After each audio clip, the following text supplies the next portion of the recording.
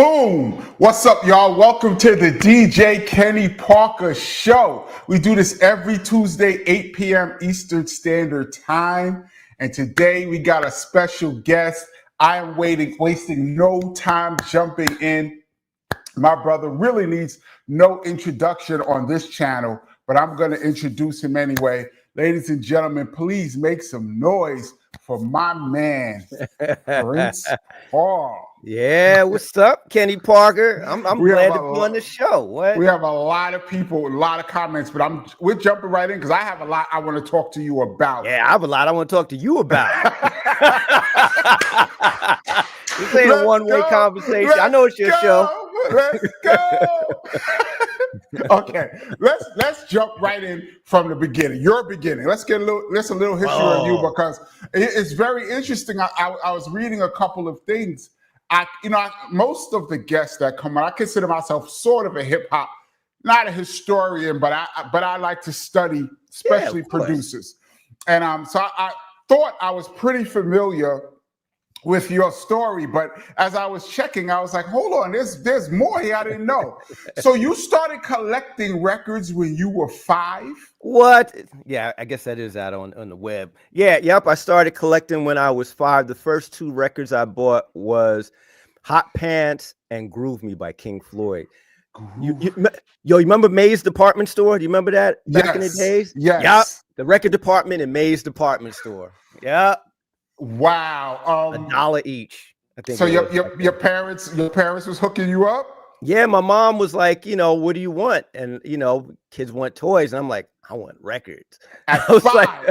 At 5, I was like, yo, because it's you gotta understand, my siblings are a lot older than me. My brother is 11 years older. My sister unfortunately passed away, is 12, and my oldest was 16 years older. So it was listen to them. You want to be like your biggest siblings. You know what I'm saying? Right. You follow what they do. And they were into music and records. My dad played records and my mom. So, I had my little Mickey Mouse record player. I want something to put on there. I just didn't want G.I. Joe and whatever else records I had. I want some joints I was listening to on the radio. Now, where are you from? I was actually born in Queens. News. Yeah, man. I was born in Queens, Flushing, Queens.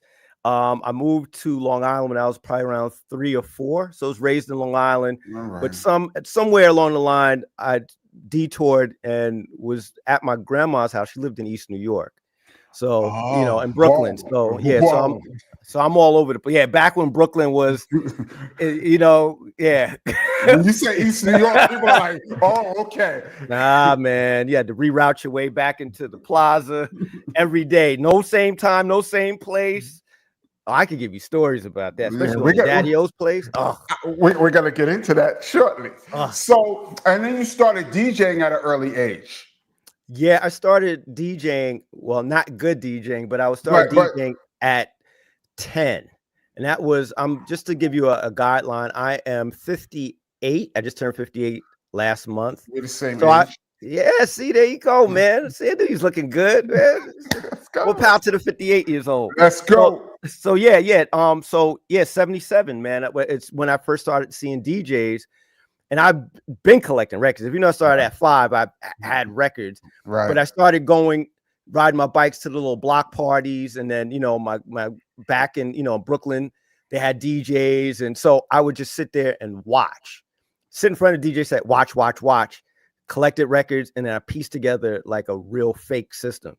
I had this little Lafayette turntable that had a speaker on it. I'm trying to remember. And then I had you remember the turntables that you put the records on and they drop? Yes. You put the 45s, they stack them up, and then did the arm move? Did you have one with the arm? Yeah. So I figured a way by using a balance knob to kind of get both things hooked up. I figured it out, right? So no cue system, no whatever, but I had it working, so I called myself DJing, starting DJing. I didn't really get anything decent till I got 12, 13, started getting better equipment. I always wondered how hip hop, how it migrated to Long Island like that early, because it started in the Bronx. So by 10, hip hop is still not on wax yet, far from being on wax. It's early hip hop, how does it get? You're in Long Island at this point? Yeah, I'm in Long Island. How did you start hearing it? Like, how did tapes get in your area? Well, you gotta understand, like, people from Long Island aren't born in Long Island. People from Long Island are from the Bronx, they're from Queens, they're from Manhattan. They've, they migrated to Long Island because the, parents either got felt they got a better job, wanted better schools for the kids. Right. So they, everybody who grew up around me was from the 5 boroughs. Right. So, so your family's still there, you travel there.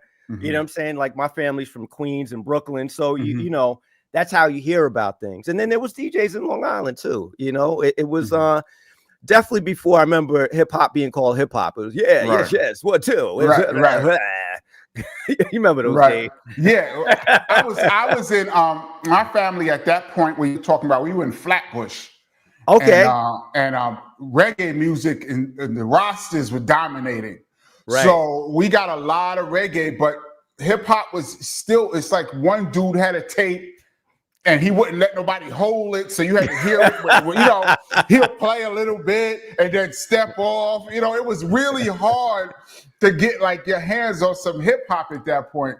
So I always wonder, like, how did other people like get a chance to really get to understand it? No, I mean, if you talk about listening to like groups from the Bronx, like the first time I probably heard anything is, my neighbors across the street had tapes and they would just play them. And I remember probably the first thing I heard was probably Africa Bambaataa. It's probably the first thing I remember kind of hearing, just like, just rhyming. And it was probably those days. Yeah. And I remember like my favorite DJ at that time was Jazzy J. I was like, I was like, yo, Flash is nice. But I thought Jazzy J was just precise. His cuts was like he cut him with a knife. Shout out to Jazzy J. Yes. What? Yeah, Jazzy J. So you get into DJing, you're DJing. I also, we talk a lot about, rest in peace, the great Biz Markie. Oh man, that was my man. Yeah, that was my man. That was a good friend of mine. We all love Biz. And I saw that, and I didn't realize how much Biz connected a lot of different artists at one time early in his career. And I read that you DJ'd at some of Biz's events. Yeah, like he used to come when I was 14, he would come by the house and we would make tapes. Come to your house? Yeah, that's how it started. He knew my mom and my family, and so you knew Biz at this point? Oh, I knew him when he called himself Busy Bee, and he's trying to tell everybody he was Busy Bee Starsky. He was like, "You're not no Busy Bee Starsky." Like you couldn't see Busy Bee Starsky. We didn't know what he looked like, but we knew by the voice it was not him, and he was trying to convince all of us that he was Busy Bee. And I was like, "Nah, you're not Busy Bee." And then he eventually became Biz Markie. See, so he was going around telling people that he was Busy Bee Starsky. Yeah, he said he was Busy Bee. Yeah, I remember that because I guess he figured nobody would know. Yeah, us Long Islanders wouldn't know. You know what I'm saying? And then we was like, "Nah, you don't know Busy Bee." So you knew Biz. This is before was he even beatboxing at this point? Nah, he wasn't even beatboxing. He was rhyming. I remember his thing was like, "Yo, man, I'm going to the Bronx," and he had a little notepad, and he would come back, "Yo, you got Pat Travis, he's like, he'd write down all the names of the beats. Yo, you got this, you got that." Yeah, man, he's come by the house. Oh, yeah. He used to go by the high school. He used to pick me up at the high school. We used to walk from the high school to my house and make tapes. Yeah, it's crazy. It's a long time ago. That's incredible. So how did you manage to wiggle your way from DJing you with Biz to a Brooklyn group, Stetsasonic? I'm assuming they're a Brooklyn group because most of the guys. Yeah. Right. It seems like a weird transition. Well, I'll try to make the story short. It was a summer. Well, at this point, I made myself I had a name. I'm DJ Paul. And to me, in my head, because I practiced constantly, that was DJing at that point was everything to me, like everything. So I got to the point where I got pretty nice, at least I was nice. I'm not gonna lie. I was pretty nice at the time, right? So My friends were going to Brooklyn to DJ at a block party. They were DJs down the street. They were called the Youngblood Crew, and they was going to DJ in front of a friend of mine's. Their grandmother was having there was a block party, and there was a bunch of DJs. So I hopped in the van with them, me and my friend. I was probably, I think I was in 10th grade, maybe at the time.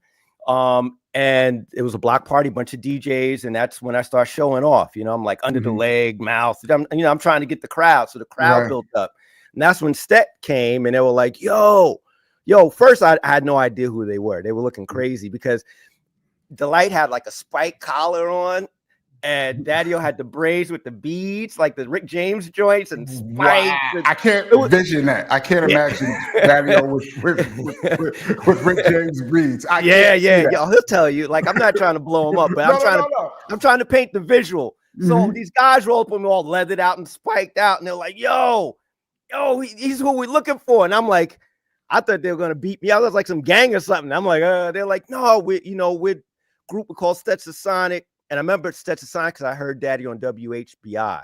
Was it WHBI? Yeah. He had a thing for the Zulu beat that he did. But anyway, he's like, "Yeah, we just won the Mr. Magic Rap Attack show and last week in Coney Island." And I'm trying to remember. He said, "Yeah, Wise had just joined." Said, "Yeah, which is the Mix Machine Wise. And we just won a record deal with Sugar Hill Records." I was part of winning that show. And he's like, "Yo, we want you to, interested in being our DJ." And I'm like, "What?" And so that's how it started. It was just, it took that and a bunch of tapes and mailing tapes and me traveling to Brooklyn to practice. And, it was a nice long process. Now Stet calls themselves a hip hop band. What does that mean? Like, did y'all use instrumentation? Yeah, I think, because at the time we had DBC, who was a keyboard player. He played keys. Wise was the human mix machine. I DJ'd. And then later on we got Bobby. So then it was, Bobby on the drums. Yeah, Bobby Simmons on the drums. So, you put us all together. There was nothing like it. Like, who was doing that back then? Right. So we called ourselves the hip hop band. And that's how the whole thing started, hip hop. So your role was strictly DJing. My role was strictly DJing. Yeah. And I programmed some beats at the time too, but nothing major. Right. Daddy-O was mostly the producer? Daddy-O at the time. Yeah, Daddy-O and DBC. Yeah. That's how it. Yep. Yeah, DBC was definitely like the main producer at the time. Now, Stet really came on my radar. We talk a lot about in the show. We talk a lot about the club called the Latin Quarter. Oh, the Latin Quarter. Yes, and I feel that that's the most influential club of all time. That club. I agree. I totally agree. And if any person that you talk to, I've talked to a bunch of people.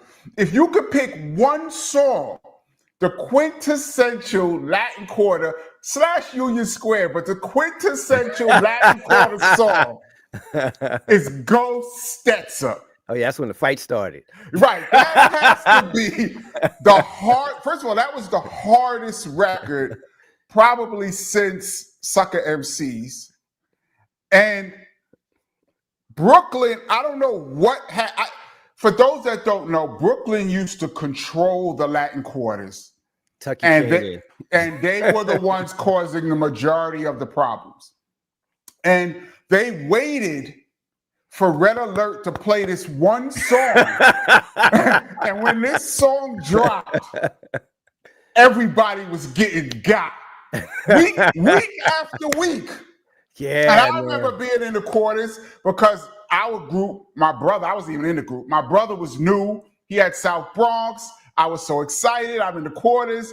But this song, Go Stetsa, did you guys have any idea what that song was going to be? Not at all. Not at all. It's something that we liked and we thought it was cool, but it wasn't until it got into the clubs. And then it had the reaction, like you said, in the quarters was definitely like a gauge. If you play anything, you bring it to the Latin Quarters, you get Red Alert to spin it, and then you really can see what in real time what it's going to be. Right. And then when we see the energy from the record, it was like, oh my God, this is crazy. Like, you know, like I said, tuck your chain. Tuck your chain. And the Go Brooklyn is in there. And I don't know, like, what that does to Brooklyn. Like, I don't know what Brooklyn, because I'm a Brooklyn native. We lived in the Bronx and Brooklyn, but I'm a Brooklyn native. Something about the sound of Go Brooklyn, and it doesn't make Brooklyn want to do positivity. It's like when you hear Go Brooklyn, you don't think, well, let's go feed the homeless, or let's go to a library and do something. It's Go Brooklyn is let's wild out and tear up the place. Right, man. There's many times that I've kind of snuck to the side. I remember there's a few times that, because we talked about Just Ice before we got on. Just Ice was like, I got you. Don't worry about it. Shout out to Just Ice. What? You know, yeah, he probably doesn't remember, but I remember that clearly because he was like, don't worry about it. Don't worry about anything. I got you. So that's where I met your brother, and I met, rest in peace, Scott LaRock, man. You know, it was during those times at the Quarters. Everybody who was anybody was in there. I never got to see you guys perform at the Quarters. I'm pretty sure you did. Yeah, definitely a few times. Yeah.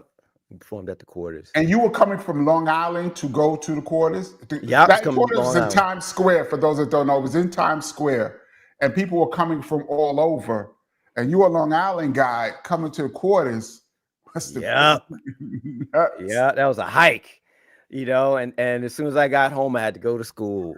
Oh, you were still in school? I was in when that came out, I had started college, so a lot of times I would just Ghost Touch came out in 86. Yeah, just started college. So I would have to, you know, take the train back, and it's light, sun come up, go to class. That was insane. Another big record. Y'all guys had a few big songs on your album, but another big song was Talking All That Jazz. Yeah, Talking All That Jazz. Was that going? I read that was going at Mtume. The R&B producer. Is that true? Yeah, I mean, Daddy-O would have to give you the lowdown on the story, but yeah, that's where it was sparked. I think it was sparked from an interview that he heard, and it had to do, like, you know, remember what it was. There was a few things that was always said. Hip hop isn't real music; it's a fad.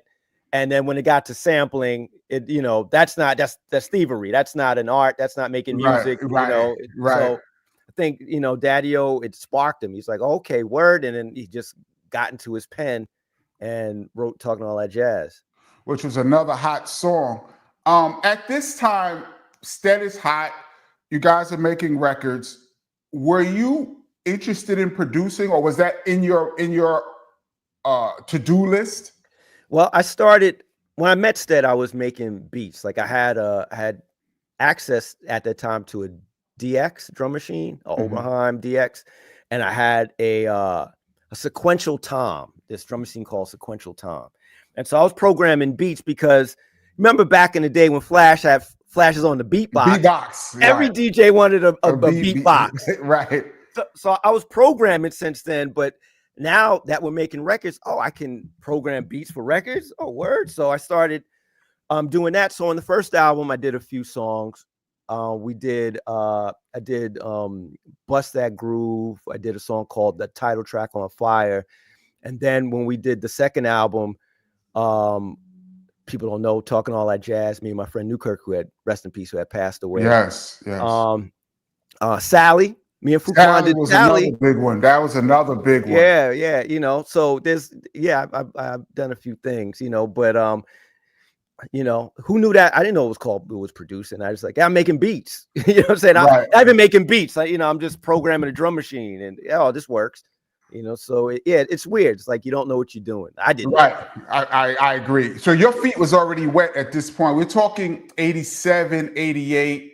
KRS had an affinity for Stetsasonic. I guess he loved you guys because when they were doing Self-Destruction, he brought Stet in. I missed it too. I missed it too. You missed it? Well. I was in school as well. Man. I was in school as well. They wouldn't be there it's like, yeah, man, we got to be on set 6 a.m. I'm like, what? I'm in Long Island. I'm not getting up that early. It was something crazy. And I was like, Nah, I'm good. I missed that. I missed Crush Groove because it was too early. I'm like, I'm not getting up. Oh, now, in hindsight, I wish I could have been in the background, Oh, you missed Crush Groove. Oh, Crush man. Groove. Yeah. I was like, I'm not getting up. See, kids, see what to do. Get up. Opportunity. Get up. Opportunity doesn't knock hard. It knocks real soft. I'm here. No, I watched all those things. I watched the videos. I'm like, man, I could have been in jail with Stetsasonic during that scene. That's right, because right, Stet was in Public Enemy's video too. I got a letter from the government. Was it Stet in that video? I got a letter from the government the other day. That I don't know. Well, I feel like Daddy-O and oh my goodness. Okay, in my mind, I probably feel like there was a lot of people in there. But and in self-destruction, isn't there a part where they're doing, you're talking all that jazz? They were kind of, where were they at? Weren't they in a jail? Where was it at? That's that particular, their rhyme, Daddy-O and Wise. I kind of remember it vaguely. I think they were in like a jail, but the scenes kept changing. Yeah, it kept changing. Yeah. Shout out to D Nice on that production too. Shout out to D, that was dope. Nice. Yeah, shout out him. So you're the DJ for Stet. Stet is hot. You're doing some production. And then how did De La Soul come into your circumference? I know you've talked about this before, but just try to get a timeline of what was going on in your life and this project or these guys coming to your world. Well, excuse me. De La, we all went to school together. So I knew them, but I didn't know they rhymed. I'll give you like an age of how, our ages. Mm-hmm. I would be in 12th grade. Dave Trugoy, rest in peace, would be in 11th grade. Pos would be in the 10th grade, and Mace would be in the 9th grade. So all like in age order. Oh, right. Yeah, I knew Pos's brother because he was kind of like I won't say a thug, but he was like one of them cool dudes in the school, mm-hmm. right? Mm-hmm. And Pos looks exactly like him. So when he came to the school, he had that respect, but he wasn't his brother. You know what I'm saying? So he had that respect. So long story short, I was doing a programming a beat for a rapper around my way. This guy named Gangsta B, and Gangsta B's DJ was Maceo at the time.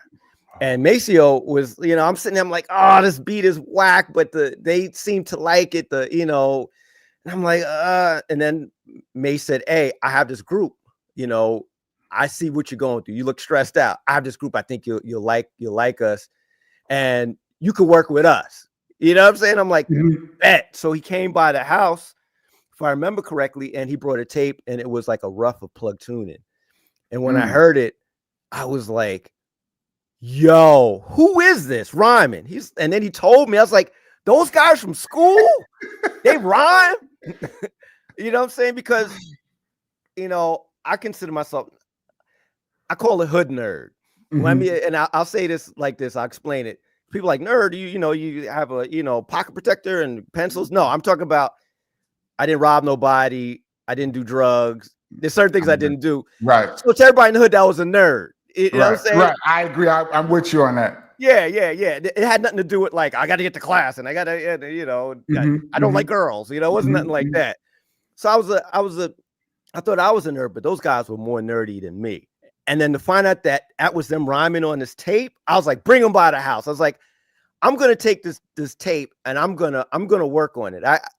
You remember back in the days you had 2 tape decks and you just dub things. Yeah. You kind of dub, you played stuff over it onto the other tape deck. That was very hard to do though.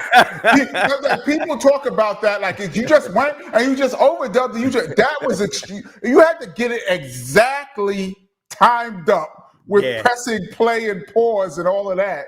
Very difficult. That's the only multi-track recording I had at the time. So I added some things to the demo, and I told Mason, yo, bring the guys by. I want to meet them and I want to play them what I did. And so I tried to be fly because I was all teched out. I took a VHS tape because I had a VHS recorder that recorded stereo, and I recorded how I redid the demo on the VHS tape. So when they came by, I was like, yo, check out what I did to your record. And then I pushed in the tape and the VHS, and the music came on. They're like, "Oh, you got music on a VHS tape? Oh, that's it. I'm saying that right now." Hey, hey, not to like, just to go back for a second. That VHS tape, that VHS recorder, I got that from my I bought that with my advance money from my Stet record. I got a JC Penney VHS recorder, and I think I bought like some turntables, and that's what I got. That's from your Tommy Boy. That's for signing the Tommy Boy. Yeah. I got $600, and I was like, what? But anyway, wow. So they came by, and they were like, yo, this is great. And I was like, yeah, man. I was like, yo, let's get some money together, and we'll go to Calliope. That's where we worked at when I was with Stetsasonic, and that was on West 37th Street between 7th and 8th Avenue in Manhattan. I was like, we'll get the graveyard time. You know, they all had jobs. I think they worked at Burger King, and they worked at another place called Busy Bee Mall, and they were sweeping. I remember they had gold teeth, and they were sweeping in the mall. So I thought that was kind of wild. Anyway, that is wild. Yeah, we pulled our money together, and then we did those demos. But I said, we're gonna do a 24 track. We're gonna do this real. We're gonna shop. We're gonna do it real. We redid the songs. We did Plug Tune In, Freedom of Speak, and we did this we call I forgot the name of the song. Strictly Dan Stucky, I think it was. It was like we call them bug out pieces, but people now call them skits, right? And so we took it, and I had it done. I gave it to Daddy-O because Daddy-O knows everybody. Like Daddy-O, you understand? Like me as a kid, when I met Daddy-O, I was like, because he was like Reverend Ike and Sammy Davis Jr. And you know, Daddy-O has this charisma. Yes, like, he does. And the voice. I was like, yo, can you shop this for me? You know everybody. So he was shopping this guy named Frankie J at the time. And weirdly enough, people were like, yeah, the other guy's cool, but who is this? And so we got interest from Tommy Boy, Geffen, because Geffen just started. Oh. And oh man, what's the label that Run DMC's on? How come I can't think? Profile. I wanted to go with anybody but Tommy Boy. I was like, dudes, yo, Geffen is giving. They was giving us something like 30 grand or something for a single because they just started. I was like, what? Oh, yo, let's go with Geffen. And then we went to Profile, and we had the meeting, and they just signed Rob Bass, and it was playing us. I was like, yo, we just signed this group. They just did the song. It Takes Two. And nobody heard it. They just played it. It was like, oh, and they was offering us 10 grand for a single. I was like, yeah, come on, let's go with one of these. But the guys, they met Monica Lynch up at Tommy Boy, and they were like, man, we just like the vibe there. I was like, I'm on Tommy Boy. I'm trying to get off of there. I'm trying to tell you. Yeah. But you know, so we went to Tommy Boy, and in hindsight, it was bittersweet because I think they got us and they helped develop the group and understood where the group wanted to go.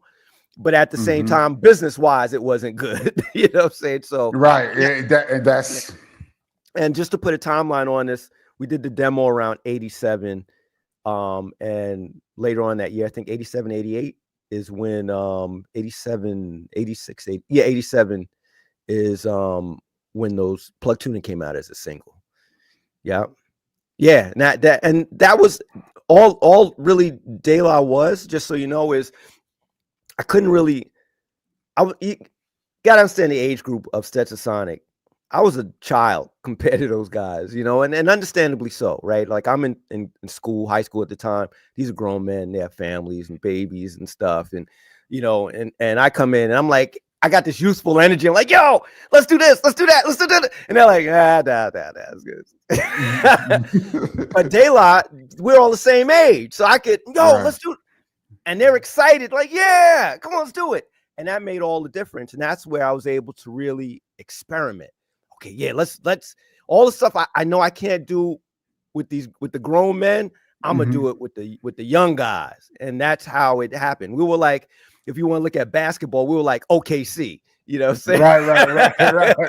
It's young and talented and wild. Yeah, we was like, what? We got all said, yo, let's just do anything. And that's really how De La Soul came about, more or less. When you heard their rhyme style, though, it was like nothing else I had ever heard before. They almost weren't talking. Their vocabulary or their code was so different from everything else that was out. Did you immediately know that would work? I just know what sounds good sounds good. Honestly, and this is bad for MCs. Mm-hmm. A lot of times I don't listen to anything anybody's saying. I listen to how it feels. You know what I'm saying? I always think like this. If an alien came down and didn't understand the language, they could at least feel the rhythm of the rhyme, the cadence, mm-hmm. the music, mm-hmm. without knowing the language. And that's what mm-hmm. I listen to first. How does it feel? Is it going mm-hmm. against the grain? Does it whatever? And then I listen to the lyrics. And then I ask them, like, what does that mean? What does that mean? There's definitely times I was like, yo, what is that? What does that mean? What does that mean? But I knew it was dope. I've never heard it before.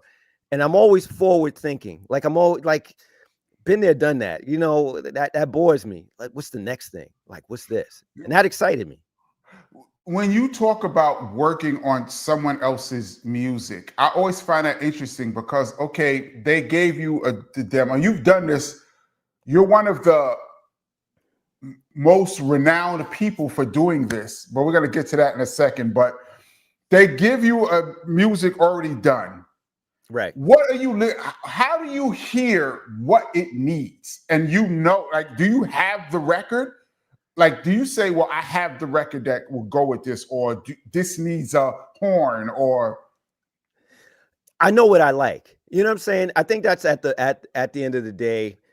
I'm very selfish, and I'm amazed that I got this far in the music industry because I don't really make music for other people. I make it for myself, and I know what I like. And I'm listening to it. I'm like, yeah, this is cool, yo, but the beat needs this. If it had this, it needs a break here. Because right here, if we could put this, and so that's how I'm thinking. I'm like, yo, okay, if I'm hearing in my head what I think would sound good on tape, then this will be good. And so I record everything. And that's how we did all the De La Soul stuff. You know, guys will come in and say, like, yo, I got this record, got whatever. What do you think? I was like, we don't know until we know. Let's just record it. If it's whack, there's always erase or mute. But I don't know until I know. So I record everything. And that's what it is. I just, I hear it, I record it. Not everything, makes it. Some things you're like, it sounded better in my head. Some people can say it needs something, but can't tell you what it needs. They can say it needs something, but you are able to say it needs this particular thing. You hear it in your head. I mean, you're a creative guy. I mean, you made man, you made. We're in there, right? Yes, I did. Yeah, that record's crazy. Did you do like a throttle too? Yes, I did. Yeah. Those are my favorite records on that album. That record's insane. But you know what? But the style is different than your style. Yeah, well, that's what makes the world go round. Right, but I'm saying, so what? I agree. But I'm saying, like, you might have heard that and said, this is dope. It needs nothing. There's a time when you hear something and go, leave it alone. Leave it alone. Yeah, because things can definitely be overproduced, man. Right. There's times where I try to throw things, I was like, it just made it worse. And sometimes you gotta just, your ego has to reel it back, because you don't want to destroy something. It's like putting on like mad hats, right? If I had like 10 hats on and 10 chains and earrings, you're like, dude, you're overdoing it. You're overdoing it. Take a couple of those off. You do a little too much. It works for Slick Rick, but it don't work for me. You know what I'm saying? I can't. He looks flying. I can't pull that off. So, plug tuning is a hit by all standards. I would say it's a hit. So that means it was well received, and I was shocked. First time I heard it on WBLS in the daytime. What? And I was like, this record is on in the daytime. This is the first time I heard it, and it was banging. And so they picked up the album Options after Plug Tuning. Yeah, we did Plug Tuning, and then after that, the next single was Jennifer back with Potholes in My Lawn. Or And Potholes in My Lawn, Jennifer. Potholes in My Lawn was so ridiculous. How and plus I did not understand what does this mean. I'm sitting there listening. You know who explained that song to me? Rest in peace, Miss Melody. Miss Melody was explaining to me, because I'm not getting into this group De La Soul, but I'm trying to understand what they mean, and it's like a real puzzle for me. It's like putting together a puzzle. Like, what can it be? Potholes in my lawn, and but the beat was so ridiculous. Yeah, that was fun. That beat, and then y'all shot a video. It seems like a very low budget video. It was like on the beach or something. Nah, I was in front of Dave's house. That's in front of his house. Why I thought it was the beach? No, part of it was in front of his house, and some part was at a park. If I remember correctly, that had a beach in the background. Yeah, because we live right on the coast in Amityville. It has a beach and a park. And it was low budget because that's look, we didn't even get a video for Sally. I remember for Stetsasonic, just to go back for 2 seconds, we're like, we begged the label, please, it's going to be a hit. Oh, we need a bit. And then remember they said, videos don't sell records. Wow. So for us to get that, so when we got that 8mm video for that, I was like, thank you. And this is the same people. This is the same record company. Yes, but I was just like, thank you. It's something. It was something better than nothing. At that point, it's like, wow. Were you guys already working on the album at this point? No, after that they picked up the option. It's like, okay, let's do an album. It was like, yeah, cool. We got an album deal, and I remember we did that album, I think for under 20 grand, maybe. Wow. Between 20 and 25,000, somewhere around there. And that paid for everything. Studio, I think that paid us. That paid that paid for everybody. That paid for everything. You know what I'm saying? And yeah. I talk a lot on this channel. We have debates. We've been debating for the past couple of weeks about game-changing albums and game-changing moments. And I feel that there's not that many of them, maybe like 12 to 15 moments in hip-hop that, when I mean change the game, I mean hip-hop was going in a direction and a certain project dropped and hip-hop had a whole other lane or moved the needle. And one of those albums to me was 3 Feet High and Rising. Oh, thank you. It's been every magazine, every top countdown of albums of hip hop, not even a hip hop, of albums ever. This album always shows up on these lists. And I'm trying to get where you guys' heads were going into this album. Now you have Potholes. Was Potholes bigger than Plug Tuning? Probably because we had a video. Okay. You know what I'm saying? That helped it, I think helped it a lot. But the purists will always seem to like Plug Tuning better. To me it's levels of greatness. Oh wow. So you guys are going in to do the album. Now it was a common belief for most years that you did all of the production. Everybody was under the impression that you pretty much did all of the music, but it's coming out later on that it was a collaborative effort between you and De La Soul. Is that true? Yeah, it was a collective. Yeah, and I've always said that. Like, people are like, yo, I thought, to me, I was trying to explain, I'm the producer. I'm the one that goes, you have a beat. All right, I'm gonna make this better. Okay, I know what your idea is. Let me figure out a way to articulate it and make it work. You know what I'm saying? So if you come in with like a few samples, like, hey, I got this, got that. All right, cool. Let's put it through S900. Let's do Let's do All right, let's see if we can line up. Oh man, we got to get these things in tune. All right, let me figure out how we can get these in tune. Okay, we're going to use then I learned about pitch shifting. Oh, now we can make all the, so it's me putting it together. I'm like, all right. And then I'm adding my stuff. Oh, I think this would be dope in it. You know what I'm saying? It's just like, to me, it's like Plug Tuning.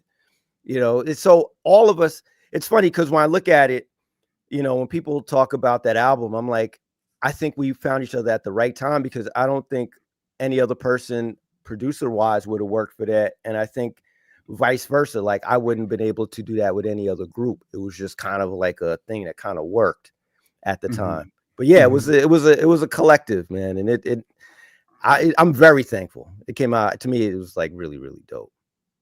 So let me, for the listeners, set the tone of what hip hop was like in '88.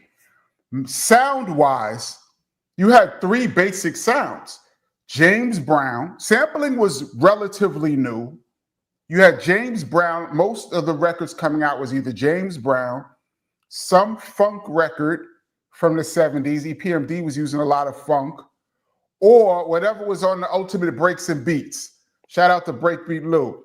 That's where the majority of the hip hop sound was coming from. And all of a sudden, this album comes out, and I feel like it opened the palette. Like the menu went from like a 3 or 4 things that you could get on the menu to like 15. You guys were using 60s soul records. You would use pop records. You would use commercially known records and very obscure records together, layered. It was incredible to me as a listener. What made you so adventurous? See, and that's what I'm saying. That's where the collective goes in. This is how I work. Somebody has something, you know, they're playing it. All right, cool. We had a turntable set up. Everybody brings a bunch of records. The song's playing.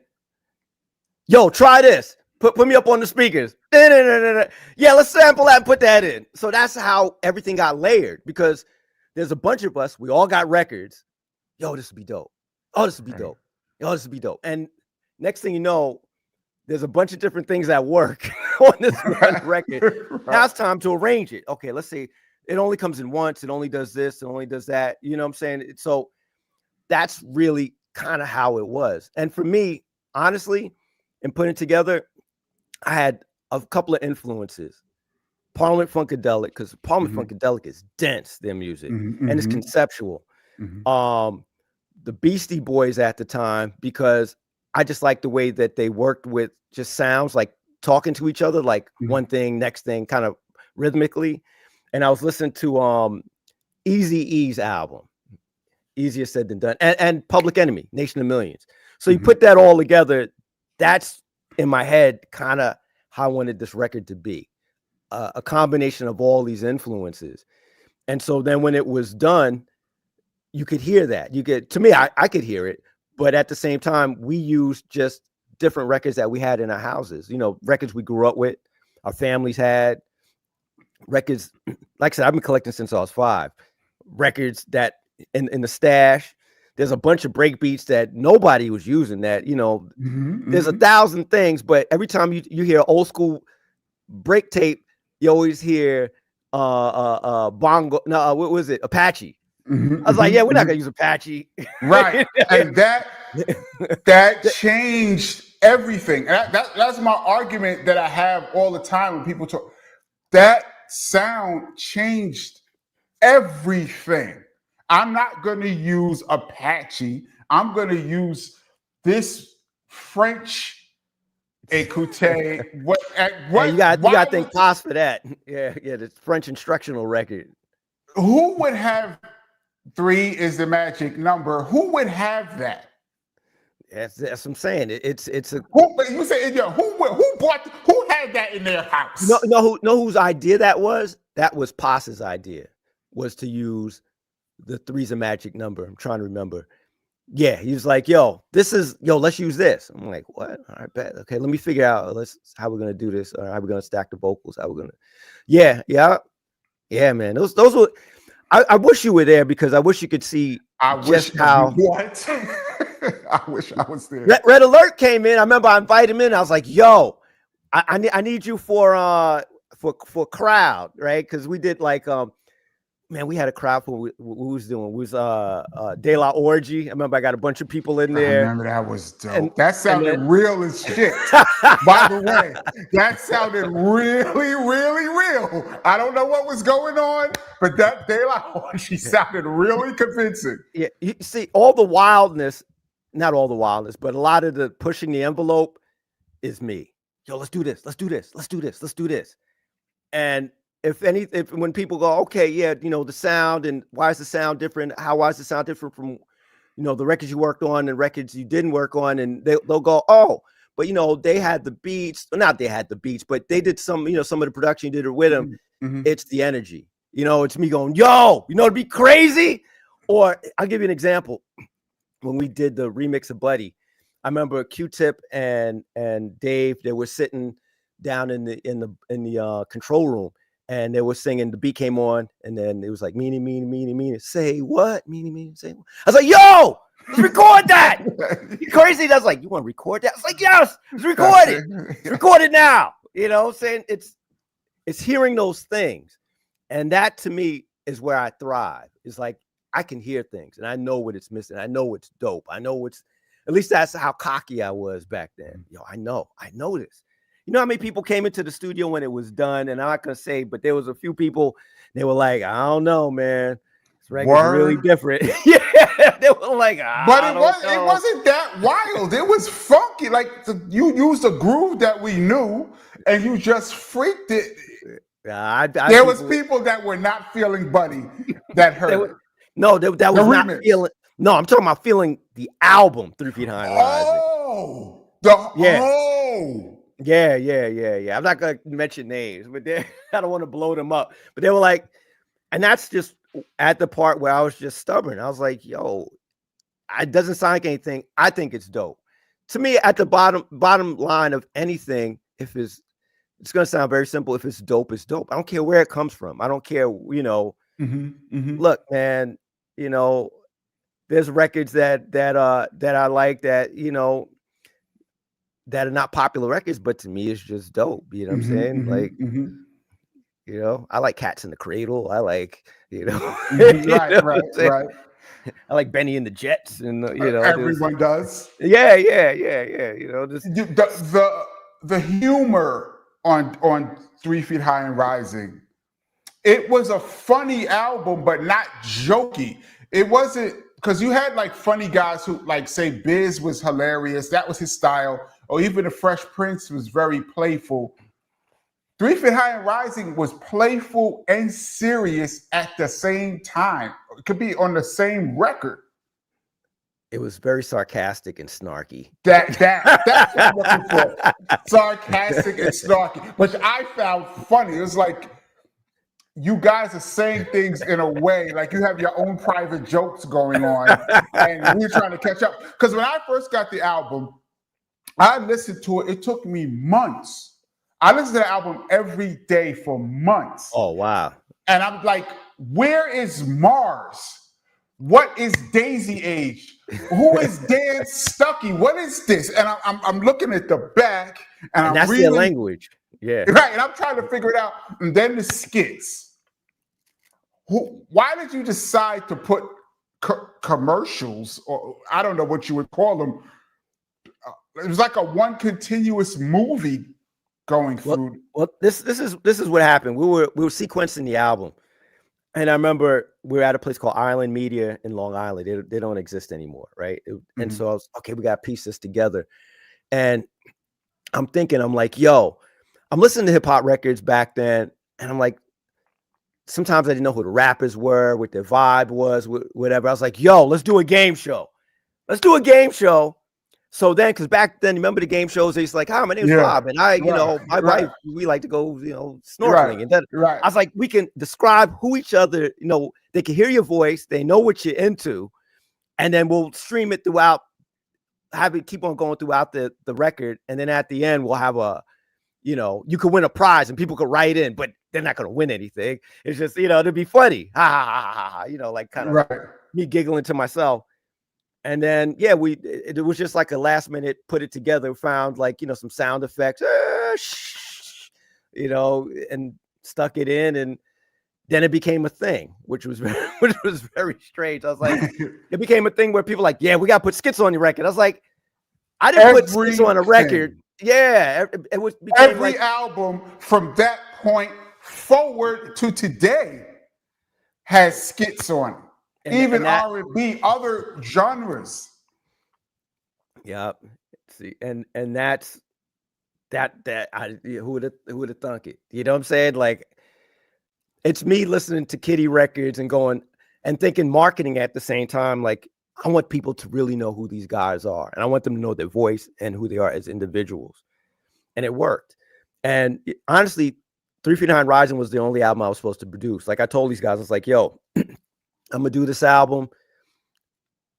I'm gonna teach you whatever I know, and then the next record you could do yourself. And the beauty of that group, and I really appreciate for them saying this, they were like, you're part of the family. You know, you plug 4, man. You know what I'm saying? Like, you know, want you to be on the, you know, the next record we do. And that's when we started De La Soul's Dead. After, you know, another absolute masterpiece. Why did you pick Me, Myself, and I as the single? Why did they? Whoever. Well, that was Tommy Boy, because that was actually the last record we recorded for that album, because Tommy Boy listened to the album and they were like, yeah, we don't have a radio record. We need something to bring the radio. And so, you know, me and Mace always talk about this. Both Funkadelic fans. I think Mace had Knee Deep, or I had DJ. I can't remember who exactly, but we laid it down. I put in the beat behind it. We added some stuff to it and you know, posed it to the guys. Instead of the good thing I really like about De La in their ear is, you know, I'm thinking about looping all the main sections. They found that. I was like, oh, I wasn't even thinking of that. All right, yeah, let's put that in there. That'll be dope. They were reluctant to record that record because it was like, oh, this is commercial. Remember, it's sarcastic, they're snarky. They're like, oh, you know, this is the thing that we go against. We're not about, like, you know, selling to the masses, but we got to do this for the label. Last record, all of a sudden the record blows up. Who would have thought? You know? Yo, that's why if you ever look at old footage of them performing the song, they'll go, we hate this song. We hate this song. I've seen them do that live. Here we go again. Me, myself, and I. I've seen them do that. Because that song was kind of like pushed on the group to get done. You know what I'm saying? But ironically, you know, I have to credit Tommy Boy. We wouldn't have done that record if they hadn't suggested us to do a record for radio. And that was our ode to radio. But you had Say No Go. You had I Know, which is another one of my favorite records of all time. I Know. Biz was there, I think, when we recorded that. Yeah, because Paz had the beats. And then I remember the Get Out My Life Woman, Biz, because he was recording Just a Friend. Like, I think at the same time. And he was saying to himself, he was like, yo, I'm used to the same beat, but I'm going to use it slower. We're like, I was like, word? He's like, yeah, same drums. And that's the same drums for it. Is the same drums. Yeah. That's crazy. Yeah. That was all at Calliope. How long did it take for you to know that this album was special? Like, for the people? Like, how long after it dropped did you say, wait a minute, there's something here? When I seen it chart.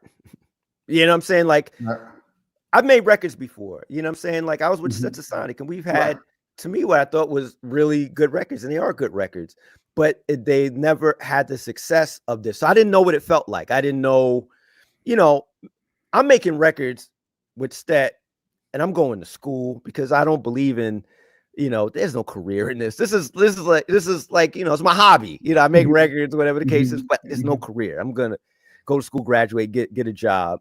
You know, doing the thing with De La, you know, okay, cool, we're gonna make a record, but to me, it's a hobby. You know, I'm not. I got $600 for my first record. You know, right. I'm splitting at the end of the day with Stet getting $50 at the end of the day. Here you go, Paul. You know, that's all I know. But when I seen it chart, and I was like, I've got #1 dance, #1 this, #1, and I'm like, whoa, this is real. this is real. And then what? I'm able to go to the label and I got money. I was able, me and my mom, God rest her soul, we were about to get evicted. Not evicted, but long story. We weren't going to be able to live where we were going to live, and we was almost homeless. And it was at the time, Burt Padell had went to the label and had them advance me money so I can buy my mom a house. Oh, wow. That's when I knew that record meant more. That's what I'm saying. The charting meant we were making money. Right. And that's when I was like, yo, this is different. I'm not used to this. I'm not used to money. I'm not used to like getting the phone call. Hey, I'm going to do third base. I did gas face. I was just about to get to that. I'm working with Big Daddy. You know what I'm saying? That's when the calls came in. I'm like, yo, this is real. I'm going to graduate college, but I might take a while before I go and start working. Let me do what I'm doing and see how far this goes. But I'm gonna save all my money because it's gonna end. Because remember, there's really no examples before that. Right, you know what I'm saying? Right. And everybody who got on kind of just your careers. It just does this. Right. So I know this is gonna happen. I'm saving all my money and I'm gonna work, and then I'm eventually have to go back to work and do whatever. And here it is. I'm 58. Thank God. Blessings. I made it this far. Blessings. And I saved money. Thank you. Took care of my mom, took care of my kids. But anyway. So you literally went from the DJ of Stetsasonic scraping to get by to all of a sudden buying your mom's a house. Yeah. Well, I got a mortgage. Yeah, but you bought the house. With no credit. Was there tension in Stetsasonic now? Because are they now like, wait a minute, you're doing all this over here. Was there tension to like bring some of that funk over here, or? Well, not to me. At the point, I think honestly the group was kind of, I wouldn't say breaking up, but and I'm not trying to put this on Daddy-O, but if you watch the Unsung of Stetsasonic, it might explain some of it. I think he really wanted to be a solo artist at the time. So the group was kind of weird, getting that weird energy. And I didn't want that.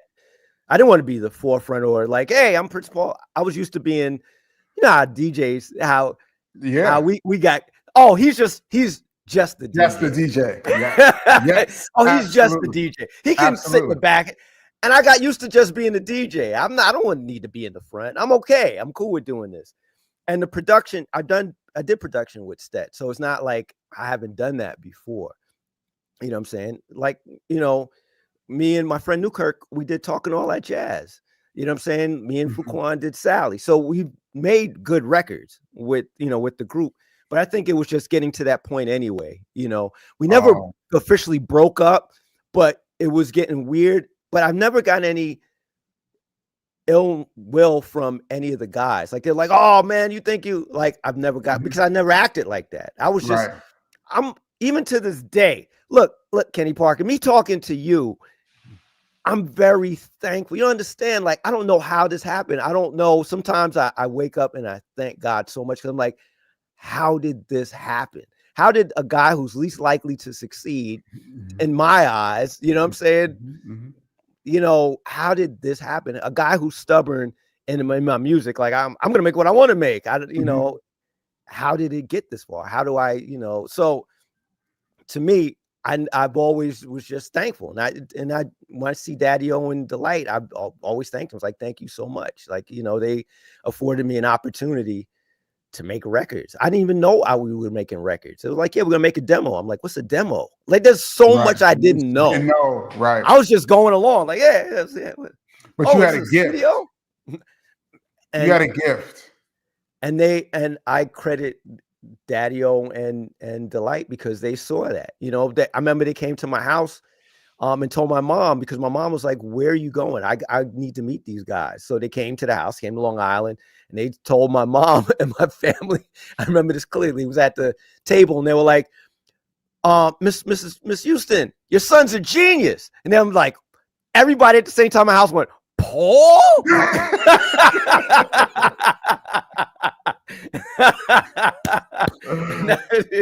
So So, yes, I mean, that guy. yeah, they're like, Paul. All right. The guy who blasts music all night, and that's me. So now you're one of the hottest producers out. How did Third Base come in your circumference?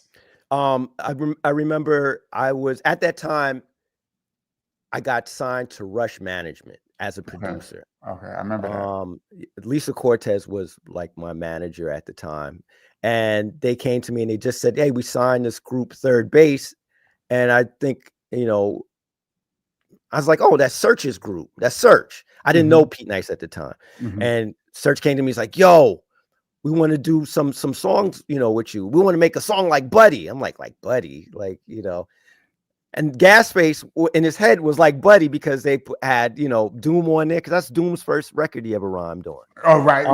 Yeah, right. and I was like, all right. So that's like I'm only going to do 2 songs. And that was Gasface and Brooklyn Queens. And I chose the songs. I was like, this is how cocky I was. This is how I hear you. I hear these songs. No choosing. This is what you're going to rhyme on. And you were correct. Those are my 2 favorite songs on the album, by the way. It just so happens that those were the 2. I love Brooklyn Queens too, as a matter of fact. But Gasface was huge. And that, like I said, that surprised me because you got to understand. Like I worked with Stet, it did well. I did stuff with De La, but then I was like, am I really that good? You know what I'm saying? Like how, or is it imposter syndrome? You know what I'm saying? Like how am I feeling? Okay, now I really get to know. And then when those records went gold or the album went gold, I was like, whoa. And the response, I was like, all right, I got to try somewhere else. So I kept, let's keep going. Let's keep going. Let's see if this is, when am I going back to work? I'm ready. I got my little degree. I'm going to have to exercise that joint, Were you guys clearing any samples at that point? Because I know this is 1990. Oh, why you want to talk about samples? I know, because we were clearing that back then. It was the Wild Wild West. Because I know BDP was just out. Nah. We were just out of control. Whatever you hear, just go. What we did is we gave them to with Tommy Boy for that time. We gave him to Tommy Boy because it was like, hey, it's funny, but like Tom Silverman will argue us down to this day, and all of us clearly remembered here because we had to write it down. Had sample clearance sheet. Who's the publisher, the label, the artist, handed it to him. It's up to the label or whomever to go. Right. They don't want, because one, they don't want to gamble on you anyway. We're only getting like $5,000 a record or whatever. Wow, we got to spend another $2,000. Nah. Well, let's just see. For the potential of only selling like 1,000 copies. Right. Yeah. That's what 3 Feet High and Rising was. Like they had no idea the record. We didn't have no idea the record would be so huge, and it just blew up. And all of a sudden, it became a situation about the sampling. What was clear? What wasn't clear? That's not a popular record. Let's not clear it. And that's how the problems start. And so, going with Third Base, I mean, same thing. Gave it to the label. Gave it to my lawyer. I believe they cleared all that stuff. You know what I'm saying? I mean, yeah. I think from that point on, things were getting cleared. After 3 Feet High and Rising, and Biz Markie made it 10 times worse. Worse. Yes, absolutely. I had to clear stuff. Because look, man, the magnifying glass and microscope was all on me. So yeah. At some point when nobody knew the laws or the rules of sampling. There were no rules. Yeah, we were just sampling. And we would, like I said, we entrusted the label. Afterwards, man, can you clear it? Can you clear it? You can't clear it. We got to replay it. Oh, this artist hates rap. We can't use it at all. All right. Right. Oh, that's the worst. They hate rappers and they don't like your song. Yeah, exactly. They want 110% of the publishing. What? It's only 100%. They want all of it. And your sneakers off your feet. Yeah, man. So 3 Feet High sells 1 million copies. And back in platinum, in that time, it was very difficult for not only rap, but for any record to sell 1 million. Hold it. Let me correct you. In that time, Tommy Boy said it only went gold. It didn't reach platinum until the 2000s. Okay, I thought it went platinum around that time. I could be wrong. Come on, platinum. That was the hottest music in music. That was one of the hottest albums in all of music.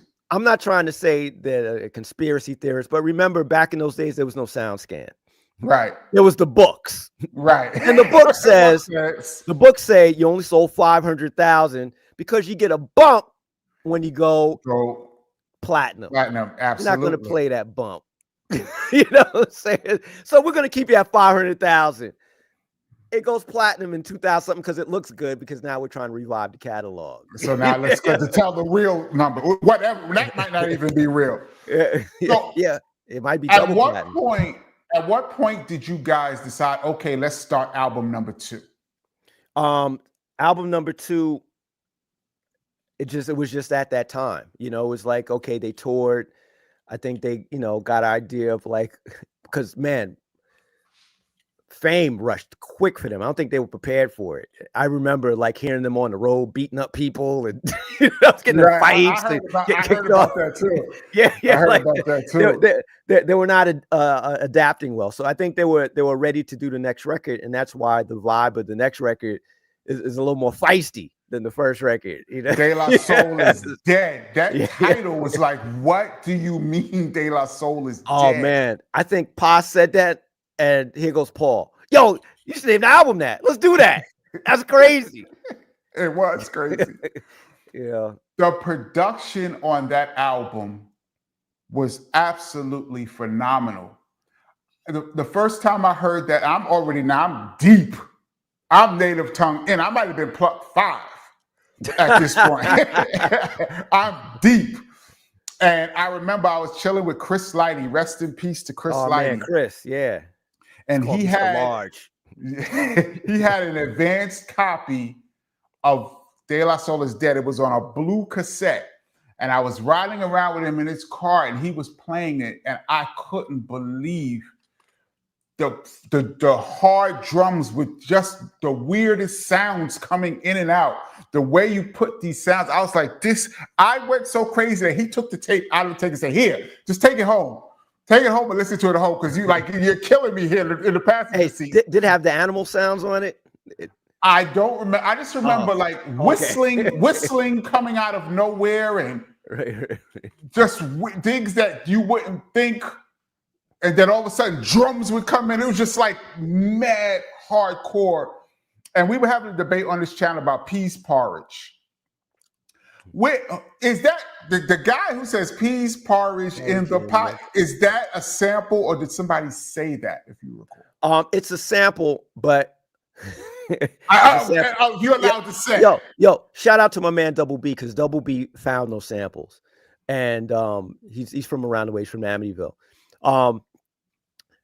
It's a record, peas porridge in the pot. It's a children's record, but then at the end, us being stupid and being, just, let's get we got Leo Cohen to sing it at the end. Mm-hmm. Peas porridge. So the very end is Leo. Yeah. Because you know what it is. It's so crazy. It's amazing just how people are in just music business. When you're the hot thing. Oh, De La, yeah, we're in the studio. Want to, record your vocal, because remember we got Russell Simmons. He's on beginning of Saturdays, right? Mm-hmm. I did not know that. That's Russell talking. That's Russell. That's the time when you can call anybody and like, so we're just exercising it. Right, hey, Leo, why don't you come in? And he's like, you want me on the record? You're like, yeah. Hell He's singing peas porridge. We're like, like laughing. No, that's great. I think we got it. And then we just put it on the record, and then we chuckle when we hear it. So, there's a lot of inside jokes on that album. Same thing, like, but it's just so amazing. You know how it is. Like, people like you when you're hot, and then when the record goes quiet, and they're like, Did you feel pressure? Did you feel pressure like this? You're coming off of one of the greatest albums of all time. Did you feel the sophomore pressure? Well, it wasn't considered the greatest album of all time when it came when the first record came out. Well, I thought it was. I knew, but okay. It was a lot of accolades, but I was confident. I was like, "Yo, we do what we do." And now that we've learned a little more, done a little more, production wise, I'm learning things. I'm learning equipment. I'm learning how to filter. I'm learning stuff that I knew people weren't doing at the time. I was like, yo, I know all this technique. I could do it and put it on this next record. That made everything. I was ready. I was like, cool, let's get it done. The thing that I noticed right away was I was like, yo, this record's pretty angry. I was like, the lyrics has changed. I was like, yo, but it made sense. Like, I would never tell them not to do whatever. I was like, okay, I got to figure out a way to spin this in a way to make it a little more palatable. And that's when I had Mr. Long come in. Same thing. I was like, okay, we're gonna do a skit about with the here's your De La Breeze storybook. We're gonna turn the page. And it's like, oh, this is garbage. Because I was like, people are gonna listen to this and they're gonna critique it hard. They'll be like, yo, what is this? It's not like the first record. So I'm gonna critique the record before they critique the record. And I'm gonna act like it's them, but I don't really feel this way, but I'm gonna be the critic first. And it worked because you were like dissing. You were like, those guys are soft, and those guys are flat. Like they were people in the skits dissing the group, or maybe saying things that people might have said about the group before they can even say it. It was brilliant. Yeah, that was the whole idea. But yeah, that was a fun record. That was, we're really getting into, like I said, production and really learning stuff. And for me, it was nice to see the guys learn the equipment, because really that was my whole thing, was for them to learn stuff and for me to teach as much as the equipment part of it in production as possible, because I wanted them to produce themselves. And the reason why, and it might sound weird, people like, why would you want to do that? That's, you make money with them, you work with them, is because I learned a lot from Stetsasonic. And when I was in Stet, I never felt like I had I wasn't able to do what I wanted to do. There was times, and it's funny, I talked about this on Unsung, so I'm not talking grimy. I remember there'd be times I'd be in the studio with Stetsasonic, and you have the board and you hit the mute buttons because this is before automation. Right. Daddy would slap my hand off the board. Ah! And I was like, I'm like, this will never happen to anybody that I work with. I would never do that. I was super sensitive about not being controlling. You know what I'm saying? Like, I'd think something was dope and I had to convince you it's dope, but I wouldn't like, no, you're not going to do this. So I was like, I'm going to teach these guys how to do it, and they're going to do everything on their own. I want them to be their own boss at the end of the day. And which is dope. Now, it worked out. One of my favorite songs on that album, Pass the Peas. Pass the Peas. Yeah. One of my everything about that song to me. I listen to that song all the time. You rapped on that song. Oh yeah, fourth P is passed. Yeah, I was forced. Hey, I was forced on the first record that will rise, not fall. Definition, principle, and they sampled it. They sampled you. Yeah. Rhyming on the second. How did that happen?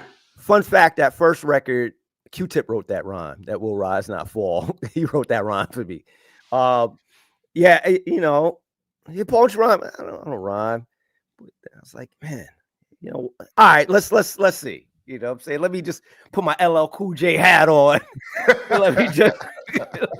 let me flex it. But that leads to this. Man, how come we haven't heard you rhyme? That's what I want. I want to hear Kenny Parker rhyme. We were talking about this earlier. Man. Before we came on, and I mentioned this one other time, that back in like 93, 92, Maceo of De La Soul, we had a show with them, and he said to me, yo, we should do a DJ album rapping. Me, Maceo, you, me, Kenny Parker, Maceo, and Pete Rock should do a DJ album. That would have been nuts. I was like, no, I can't rap. I've never rapped a day in my life. I was like, you don't know until you know, Kenny Parker. But he had already rhymed all over De La Soul is Dead. Pete Rock had his own records on Mecca and the Soul Brother.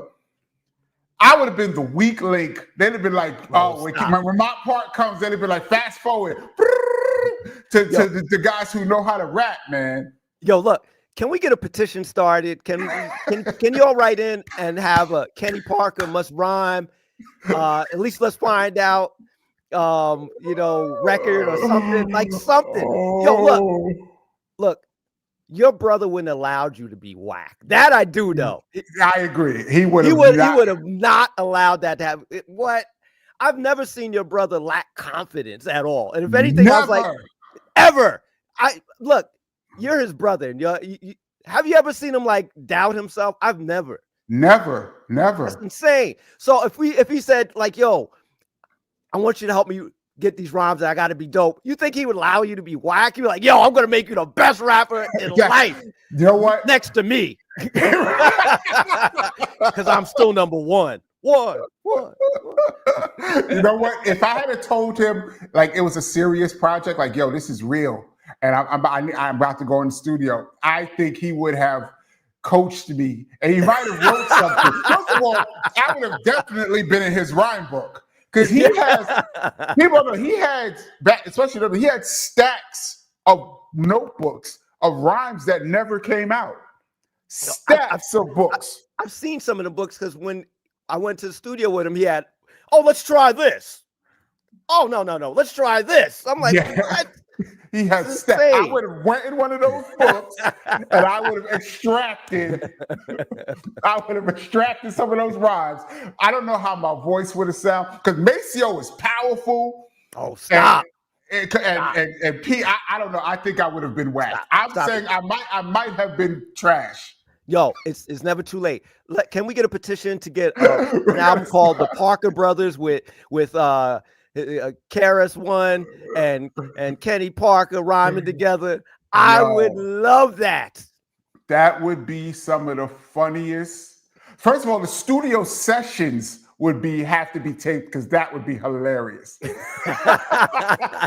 Now, you know what happened? We might like create a monster because when you find out how dope you are, you're like, you know what? Could you imagine if I started bugging out, wearing shades and, I need special lighting in the studio now. I need candles. I gotta have it a certain way now because I'm that dude. Hey, dude, I'm going for the job already. I want to carry the briefcase full of money and credit cards and stuff, man. We're bringing you in the studio, Paul.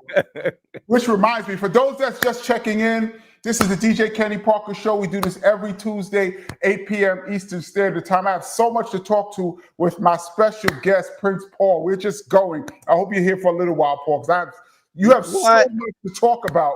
I'm here till you start rhyming. So okay. I don't know how long that's gonna take. Okay, let's jump. Since you mentioned KRS, there was some controversy. You produced let me give a little context. It was very rare for other producers from other crews to produce established groups' albums. Most established artists have their sound that they did, and KRS commissioned you to do 3 songs on sex and violence. Oh. Do you remember even the phone call? Do you remember how that happened?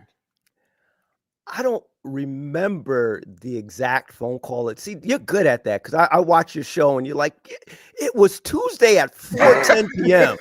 I had an egg and cheese sandwich, and then I can't do that. I don't know. I don't know how I remember stuff like that. Man, it's amazing. Imagine if I smoked, I would remember nothing. But all I remember was he had mentioned 2 things. He had mentioned that I think he said you and him liked De La Soul's Dead. I beat that album to death. You don't even you don't understand what I'm telling you. and I was like, and he's like, yeah, would you do some songs? I'm like, cool. I got some stuff, and I played him a couple of songs. You know what happened? You know the whole story of everything? I know some of it because I know you didn't even get to finish it. And I was gonna thank you. That's what I wanted to say. Yeah, I remember because I think you laid down some of it.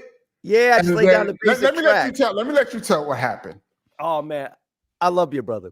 First of all, never lacks confidence. Went in the studio. I'll tell you a little story. He blew out the headphones. Like, make them louder. It's like, yeah, the headphone amp blew. Like, he's that dude. Yeah.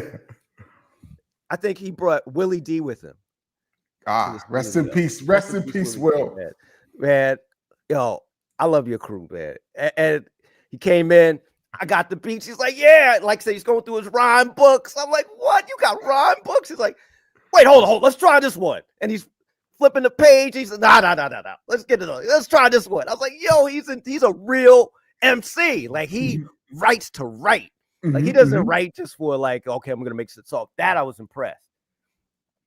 I got the beats together. I remember I made like a little like at the end of the session, you make your you make your let me get a copy of this so I can listen to it, put it on cassette. Yeah, put it on cassette. All right. So when you want to go back in? Oh yeah, I'll call you. Yo, he never called me. The next thing I knew, the record was out and it was all wrong. I was like, I would have never made the records like this. What happened? Because I was calling your brother. I was like, yo, when you want to finish? Yo, when you want to finish? Yo, when you finish? Remember, there was no texting or email back then. Yo, when you want to finish?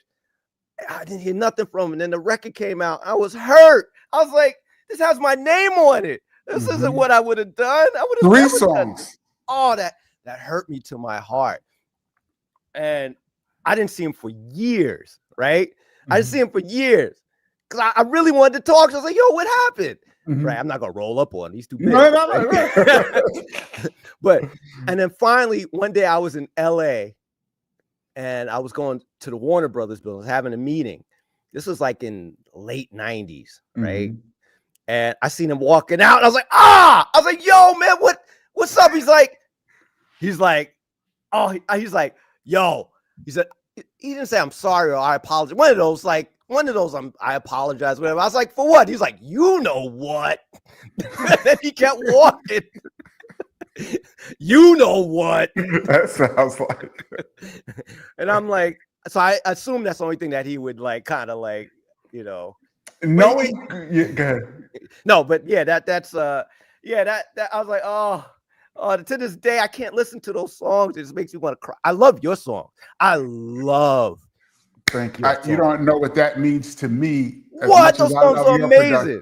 You don't know what that means to me as much as I love your production. You don't even understand. Yo, I'm telling everybody, look, man, we're in there like a throttle to me. Yo, I played at the gym. it came on my okay, I'm gonna show how old I am. And yeah, I do have an iPod still. that works. And yeah, I'm at the gym and that came on. I'm like, love this song. Love that song.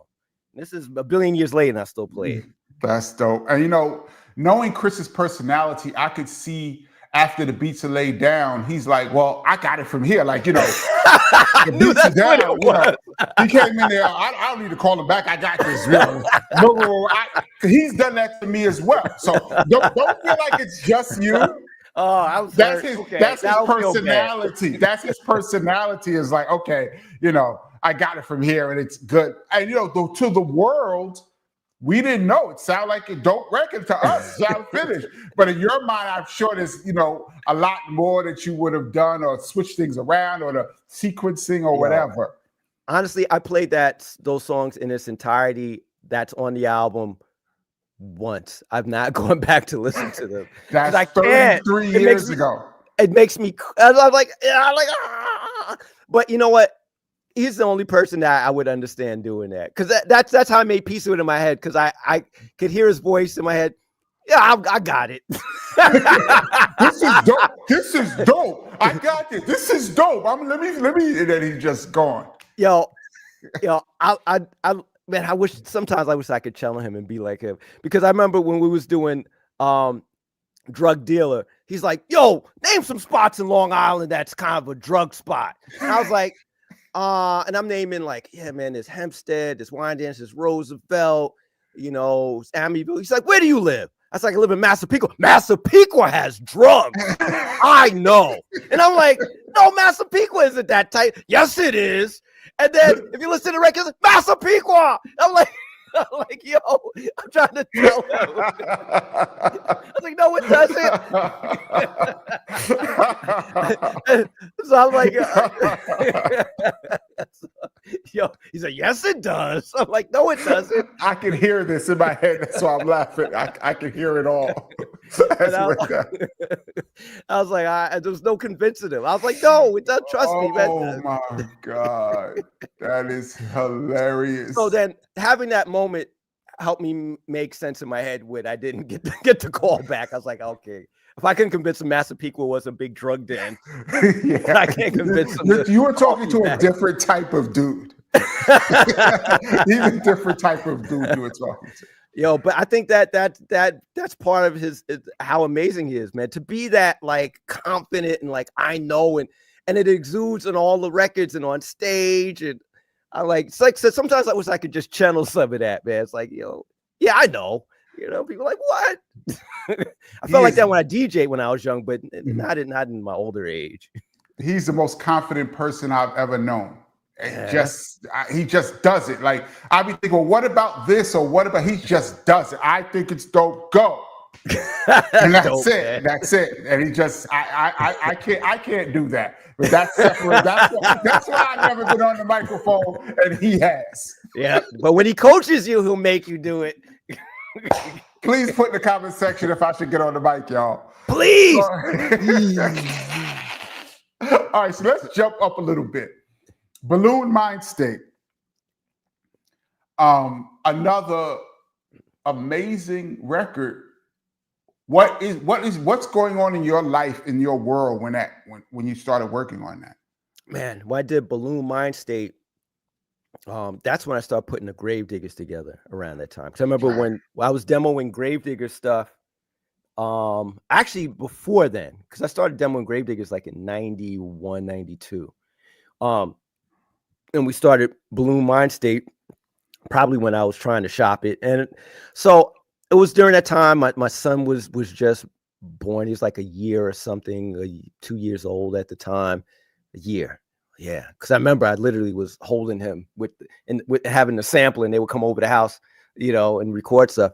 At that time, I was starting to build a studio at the house. So now I didn't have to dub tape decks and stuff anymore.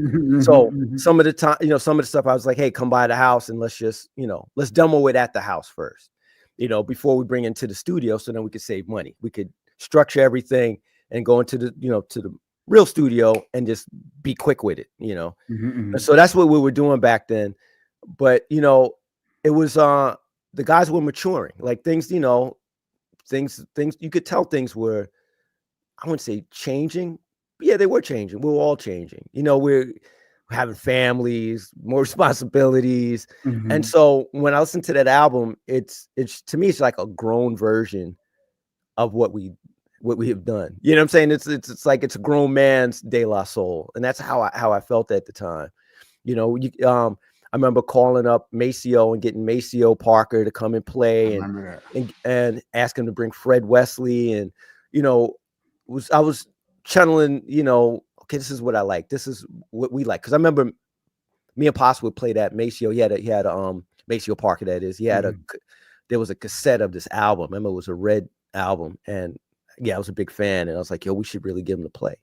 So that was the vibe we were on. You know, we were really heavy into that. And I remember, I think at that time, Pops might have been getting heavy into just reading the books and, you know, learning, you know, knowledge of self. And so a lot of that you hear in the record as well. And, you know, Mace was getting heavier in the production. So it was, yeah, the vibe of that record was definitely different. And it's funny. It's a record now that people will, they'll go back and they'll go, I love Balloon Mind State. But when it came out, it was kind of, yeah, it's cool. You know, I see. Cool. Right. This is cool. But now it's like, you know, Chris Rock said, you know what my favorite De La record is? He's like, what? Balloon Mind State. I'm like, what? Really? He's like, yeah. And he said, and then I remember, because when I was doing the Chris Rock album, we recorded Dave Chappelle. And he's like, yo, Dave, what's your favorite De La record? He's like, Balloon Mind State. Like, Balloon Mind State, really? And I was like, yeah, that record's funny. I was like, you find humor in that?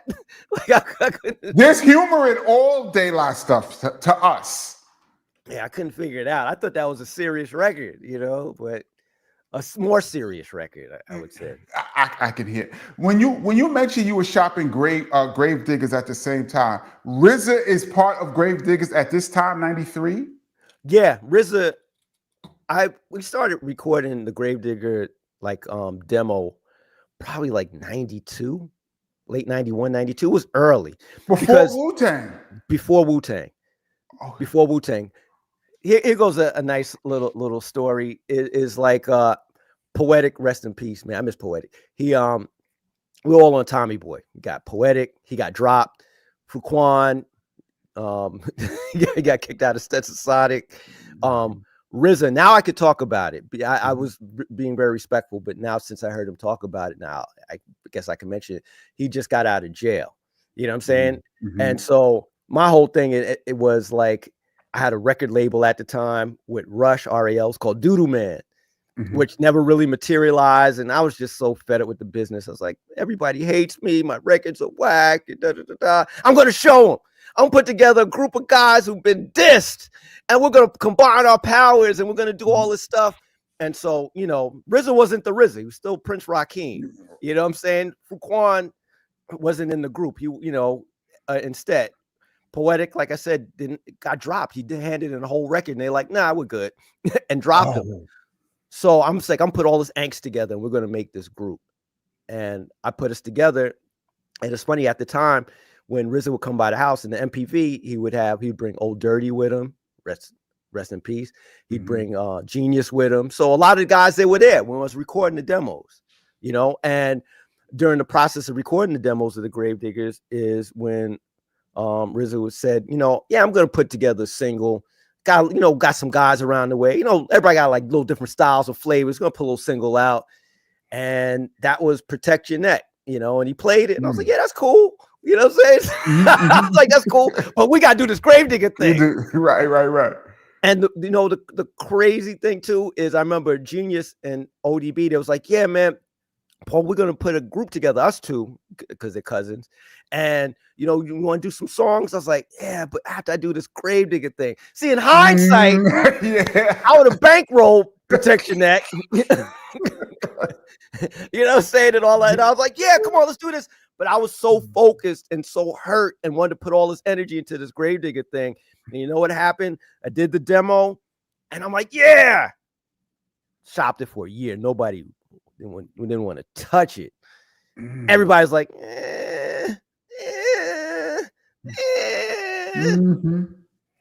You know what the ironic part is? I gave it to Russell Simmons.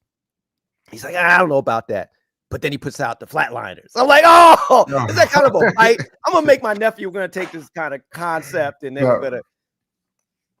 And then literally up until a year, up until like I was about to, because I told the guys, like, yo, I'm going to give this a solid year. After a year, I tried. We tried. RZA was doing his thing. At this point, he established himself, or was establishing himself. Told the guys, I'm sorry. I think Poetic got a job, and they were doing their thing. And then I got a call from G Street. But even before then, which I don't talk about, was I got shortly before the G Street offer, I got a call from Eazy-E to fly out to LA because he wanted to sign the Gravediggaz to Ruthless. Oh, wow. Yeah, because I remember I went and he's like, it's him and Jerry Heller. So I talked to Eazy, because I knew Eazy from touring when I was with Stet. So, we had, some rapport, but, I wasn't tight with him. So he's like, yeah, man, I want to sign. He had the tape in his hands. I want to sign this Gravedigger thing. What we got to do? I was like, I guess you could talk to my guy. And he's like, yeah, talk to Jerry and we'll get everything done. And I remember seeing Jerry. He was in the back. I didn't really talk to him. I remember getting a contract, and that contract was bad. It was put like this. We didn't have a deal, but it wasn't. I didn't want to sign the contract. I'd rather have no record put out. Wow. Then because I can't remember all the stipulations, but I remember it was like, really?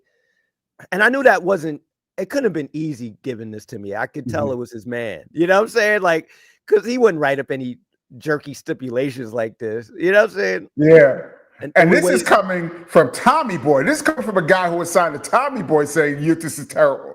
Yeah. It wasn't sexy. You know what I'm saying? So I didn't take it personal because I was like, okay, it's the man behind the man. This isn't, I don't think he would do this to me, but he okayed it.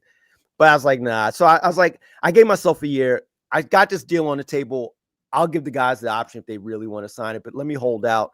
And literally a day before the year, that's when G Street came up and said, hey, we want to sign you guys. And that was amazing. That was really cool. But yeah, we were getting dissed, man. I would hear stuff from A&R meetings. Like I knew people was in there. It's like, yo, man, this is horrible. These guys are old. Why'd you want to sign them? These guys are played out. I'd hear this. I'm like, wow. This is what they're going on meetings when they're playing my demos. That hurts, right? This is in 93. This is 92, 93. Yeah, you know, in hip hop years, you know, when you're like, when you're like your late 20s. Or, remember, I joined Stet in 85. This is like 90 something. Like to them, that's a lifetime ago. Yeah. So, you know, we're all old guys. You know, Prince. Remember, Riz only had "Ooh, We Love You, Rakim." That's all they know him from. It's him with the top hat. "Ooh, we love you." So they're like, you know, Poetic had God Made Funky. That was cool. You know, and they were like, these guys are played out. But on the strength of your production and track record, you should have gave it a shot. Somebody should have. I thought, you know how much it hurts to think you made the dopest thing in the world. Like, I'm playing this thing. I was like, oh my God, this is amazing. I did it. I'm going to show the world. And then for people to go, that's all right. This is whack. I'm like, what? Wow. Yeah. After I got kicked down already, you know what I'm saying? You got to keep in mind the De La Soul records are on a decline in sales. You know, Rise is great. You know, you got De La Soul's Dead did well. You know what I'm saying? They got 5 stars, 5 mics in the source, but you know, commercially wasn't as big. And then, you know, we didn't get to Balloon Mind State yet. You know what I'm saying? But everything was things were starting. Everything was starting like, wow, I gotta get a job. All the money I saved, thank you. But this is becoming a reality. Things are starting to look dim. And then when I started working with De La, it was really like, okay, this is it, Paul. You got a good run. It's music. It's music industry. Nobody stays on top forever. No, I mean nobody. You know. How did Gravediggaz do? Gravediggaz. I don't know the numbers, and that's bad as an artist. Like I should know the numbers, but it did pretty good. We did all right. You know, I know we made the money back. You know what I'm saying? Right. And it helped launch a lot. Well, one thing is, I'm gonna sound real cheesy, but this is how I felt. It helped set up Trugoy and Poetic, because that was my main concern. Because at that point, RZA had was starting to do well with Wu-Tang. And so he was starting to get set. He didn't really need the Gravediggaz. My whole thing was, I want to make one album, and this will show everybody how dope we are, and we could take, you know, everything that we've done from this album and shop everybody's separate things. Everybody wanted to be solo artists anyway, you know. And so it was good to see Poetic and Trugoy be able to establish themselves and make money and to tour and to get something out of it. And that's why when we had the second Gravediggaz record, I really didn't do any production because I didn't want to do another record, but I didn't want to leave those guys stranded. So me and RZA, we had a conversation. It was like, you know, look, I was like, I don't want to produce anything. I don't want to do this next record. Why don't you get your guys from your camp who produce so they can make money? Let's find a way to everybody can make money, right? That's hire them. They could do the bulk of the production. I'll do maybe 1 or 2 things, and Poetic and Trugoy could get a check. And he's like, cool, you know, that works. And I said, we'll do this record and then that'll be it. And so that's how everything kind of worked out at the end. But yeah, Gravediggaz, man. Woo! We toured with that first album, we toured with Wu-Tang. It was on the same bus. Woo, that was wild. That was man, look. Can I imagine? What the first tour I had with Stet, we shared a bus with Public Enemy. And these are 2 big groups. This tour, I'm sharing it with Wu-Tang. And that, I got some footage. Not of the Wu-Tang one, but Gravediggaz overseas. One day I'll put it online. It's it's so it's just crazy. It's really crazy. Anyway, I'm going all over the place. I'm going rogue. Stop me, Kenny Parker. So no. This is all dope information. We love this here at this channel. This is what we need. I thank you so much for coming on and talking about this. No, man, this time in your life. Man, I appreciate it. I mean, I'm just trying to show that, you know, people look at music, it's like, oh man, this is great, this is that. There's some really dark times, man. There's times where you don't know where your next project, the meal's coming from, or you know, and you gotta a lot of times you gotta generate your own work. You gotta believe in yourself and like, yo, somebody's gonna hire me. I gotta hire myself and make my own thing, you know? Absolutely. You after Balloon Mind State, Gravediggaz, when did you start? Well, you were thinking about working on New De La? Yeah, we had started. Yeah, we had started Stakes is High together. There were guys were coming by the house. That's when I had ADATs. I remember. Yeah. We was recording on those, and then I think things were getting a little tense because, and understandably so, especially in hindsight, because, you know, as I was saying, the De La records were doing this, you know, in popularity, and this record was really crucial and important to them, and I'm still in their experimental mode, you know. And I'm like, yeah, man, listen, you know, because I remember we had a conversation about hi-hats. I'm like, man, those are good. Nah, they got to be like this. I'm like, nah, man, they don't have to be perfect. It sounds right. I feel. And when we were like bickering over little things, that means there's a bigger issue. You know what I'm saying? Right. And then I'm not going to say everything that was said because that's really, you know, personal between us. Yeah. But, you know, it ended up, well, I was like, you know, I wasn't supposed to do all these records anyway. You know, maybe it's time for you guys to you know, work on this on yourself, you know, by yourself. So I gave him the ADATs because we worked on maybe like 4 songs together. Gave him the ADATs, and that's where things ended because I was like, yo, we're still cool. I don't want our friendship to like end because of this. You know what I'm saying? Like that's more important than making this records for me. You know. And that was kind of tough because there was a lot of bad things. Like, you know, my Gravedigger records, you know, didn't do as I had planned in my head, you know, didn't have my record label though, boy. There was a lot of things that was going down. I was in a custody thing over getting custody of my son. It was like everything that could be gloomy. Bank account was like this because I'm paying lawyer fees to get custody of my son. Yo, it was a lot of things. And I was like, yo, it was a dark time, man. Woo.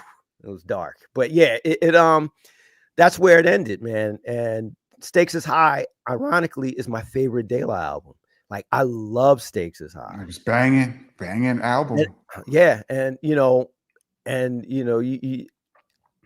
I'm inside the album cover. You know what I'm saying? Because people was like, man, you De La, you don't get it wrong. I'm like, I'm on the album. Look in the album cover. Look, fold it out. I'm in there. Why?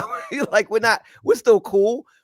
It was said so much that because people always think when people don't work together, it had to be some kind of conflict or something. It was crazy. It was that so much. So for years, I remember seeing Paz, and Paz was like, "Are we cool?" I'm like, "Yeah, we're cool." Nothing ever happened. Like there's everybody going, "Oh yeah, what happened? Y'all broke it," you know, and made them even question it. I was like, "Nah, we're cool." Like what, you know. That must have been a tough time for you, but you're still a fighter because I'm seeing that you said I'm going to do my own album.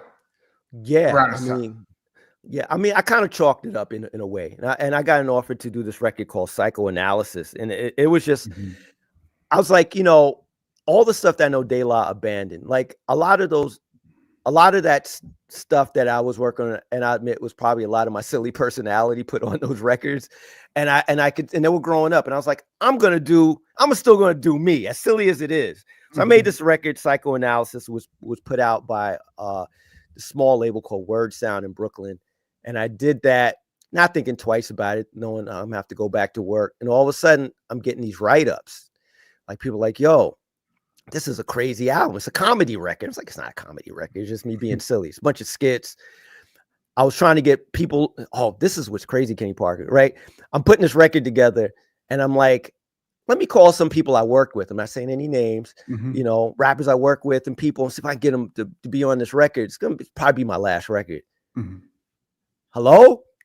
Nobody would call me back. Nobody. Yo, that made me, it was a cruel reality. It's like, yo, when you're up. Because I remember these same people 2 a.m. Hey, Paul. Hey, man. And I'm not talking about De La, by the way. Hey, Paul, can you come over here? Yeah, I got you. And then when the chips are down, like nobody's there. Like, I'm like, yo, this is, so I got all my friends from high school, my friends who are my friends, whether they have talent or not. Like, we're gonna make this fun record. We made this record, it got the write-ups.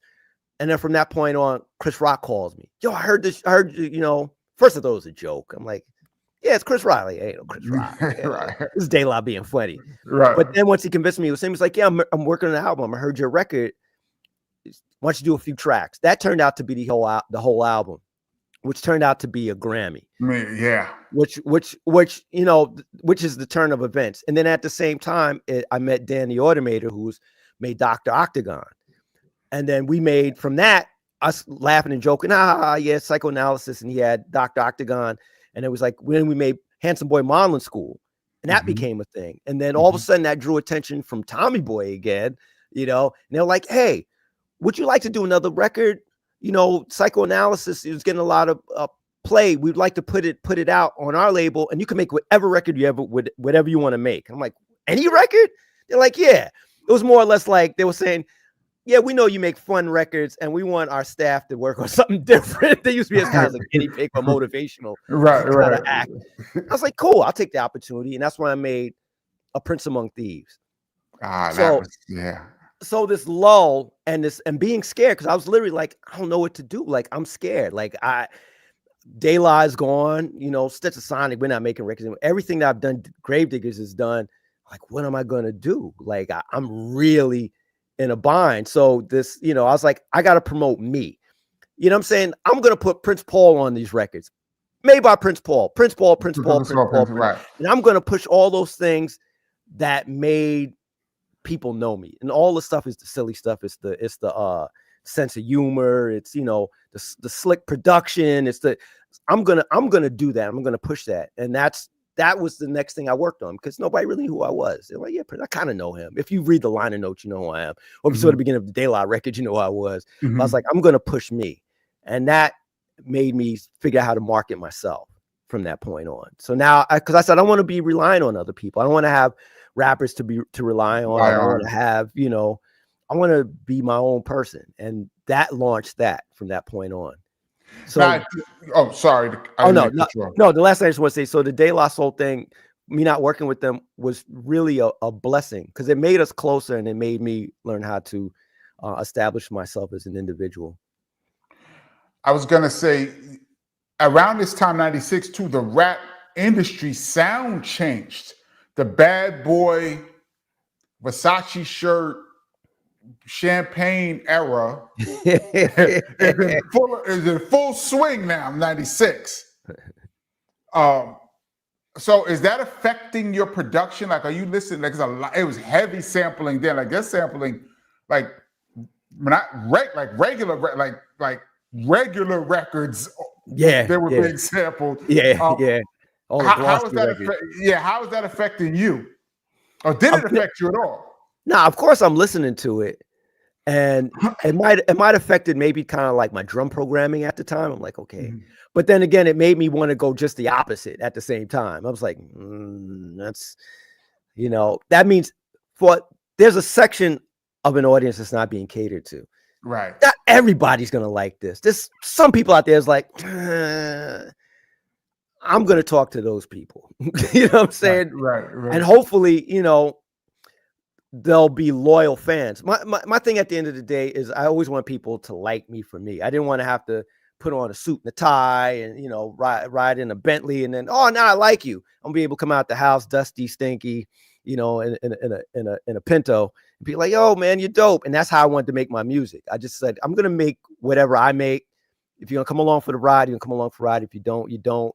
And if this fails, I failed on my own. I didn't try to do somebody else's style. Wasn't convinced to do something else and fail, because I couldn't live with myself after that. But if I fail being me, then it is what it is, right? At the end of the day. So it's a tough choice, right? It's like the devil and the angel. Like, you want the riches, go to the freak off. The other one is like, no, the freak off isn't good for you. Right. Loop your beats and go to the backpackers. Right.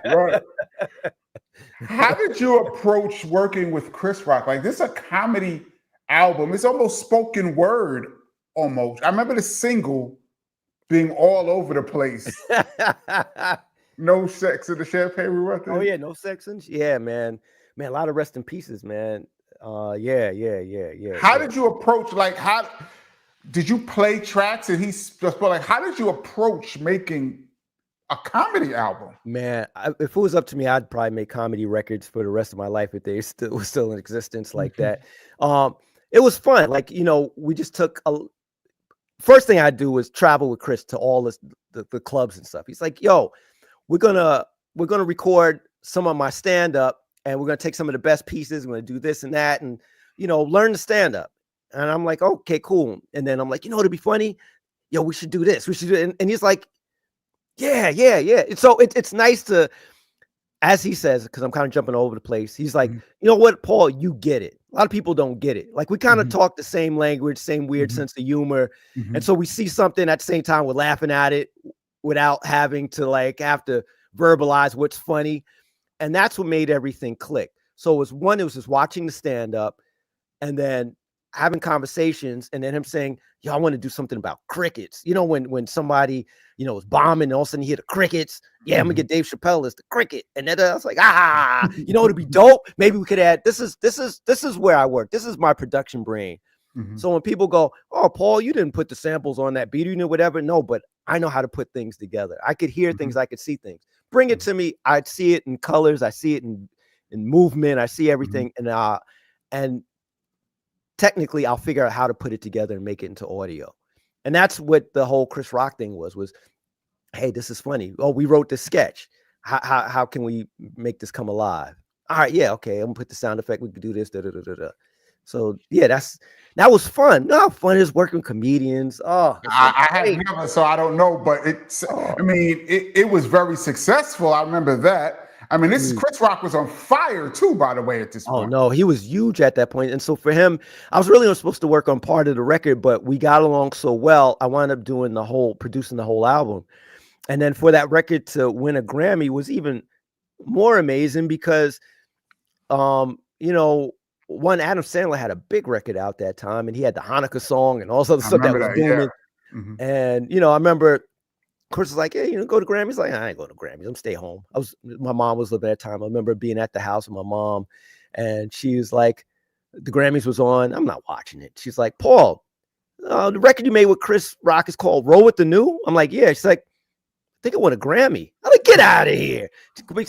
They didn't show it. When they had the little blurb kind of thing at the bottom, says who's won. And all of a sudden, Chris calls me. He's like, hey, man, we won. I'm like, get out of here. I could have went to the Grammys. I stayed home. I was like, you missed out on a lot of good fun. Yo, isn't that the case? I'm glad I went and met Stet, because if I'd have missed out on that would have been a lost opportunity. I got a couple of things. We're approaching 2 hours, and I love it. I appreciate you. I got a couple I want to jump into with you. I want to jump into a couple of things. Scoring movies. How did you get into it, and what is that like? Well, I started scoring with my good friend Newkirk. Don Newkirk had passed away a couple years ago. Best friend, man. Like I've known him as long as I known Biz. Like, we met when he was 14, and played keys and did all this other stuff. And I would get opportunities. I think doing A Prince Among Thieves, which is like a movie on wax. I think it gave people an ear that, wow, he's actually scoring and making music underneath these scenes, even though it's audio. Maybe he can do it in with real video. And so we scored a couple of docs. We did this movie called The Best Thief. We did another movie. It was a cooking movie. I can't remember the name. It was a documentary. Then we did the Malcolm X, Who Killed Malcolm X, which was on Netflix. And I saw that. I didn't know that was you. I saw that. Yeah, we scored that. And then I just did the Biz documentary recently. The cool thing about scoring, one, it's really, especially scoring the film, it could be hectic because, you're scoring by frames and everything has to drop at the right time. And, it's a lot of work, but it's very gratifying once you get it done and you see how your music moves the scene or makes, oh, it's sad, it's happy, it's whatever. It's just, you realize the power of music underneath certain visuals. And that was very helpful for me, especially in production too. I was like, wow, I'm just making music. I was like, I could, I already see my music in pictures anyway. So this kind of helped me just see movement a little better and timing a lot better. The good thing about scoring too, it doesn't have an age. It's not people going, oh, he needs to be in the old school rap section. You know what I'm saying? Like, right. There's nobody's like, I'm not watching that movie because he's mad. Oh, he don't know. Right. You're not scrutinized. You just go by how your work is. And, I've been afforded good opportunities. Like right now I'm scoring a documentary about a music producer by the name of Tom Wilson. If anybody don't know who Tom Wilson is, look him up. He produced Dylan. I could go on and on. He's just, but he's unknown, and that's just the thing. Like he's ushered a movement of music and styles that you would have no idea that a black man made, and he just kind of went into obscurity. So we're doing a documentary about that now, and I was just upstate recording a band. Man, I wish it's funny off the top of my head I can name of the band, but you know who the drummer is? And this is a small world. The drummer is ODB's older brother. Wow. Who I met in front of Tower Records in 1990 or 91. So and back then we said, yo, we're gonna make a record one day. And the next thing you know, we finally worked together. And the keyboard player, the comedian, Craig Robinson, the comedian. If you see his face, you'll know who it is. Probably. Everybody Google him. Well, his brother is playing keyboards on there as well. And so band is great. So I'm starting to put that together. And Sasha Jenkins, who used to work at or own part owner of Mass Appeal, is putting this out on he has a new company. And so he's directing. So yeah, it's great, man. That is dope. And it pays well, these scores? Yeah, I mean it could. It depends on the deal, right? Yeah, it's like anything, right? You could get an independent movie, that your homeboy's putting out, and he's like, man, dude, I got a hot dinner for you, man. You know what? You're my man. We could do that. Or you got somebody who's like, man, this Marvel movie's coming out. Like, what? right, could be right. What? I'm buying a new house.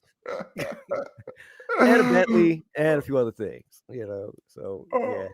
That's dope. Let me touch on this real quick. I don't want to end on this note, but I want to touch on it, just get your feelings on Dave and his passing. I saw you on, I believe it was Jimmy Fallon. Was it Jimmy Fallon?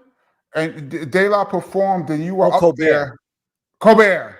Yeah. I'm sorry. You were up there rocking with Maceo. It seems like almost like you were filling in. Dave's passing, how did that affect you and the group? When was the last time you saw him? Well, I can't speak for the group, though I know that it hurt everybody. I could tell that to the depths and how they felt that it was better for them to explain it. But for me, it was I'd call him or text him and call him a lot. It's funny, I still got his text in my phone. Like it's hard for me to take him off. Yo, man, how you doing? You need anything? Because I knew his health was questionable, for a while. And my thing for him was always like, dude, man, like put the music aside for a minute. You know what I'm saying? Just take care of yourself. But his thing was, got to move, get things done, get it done.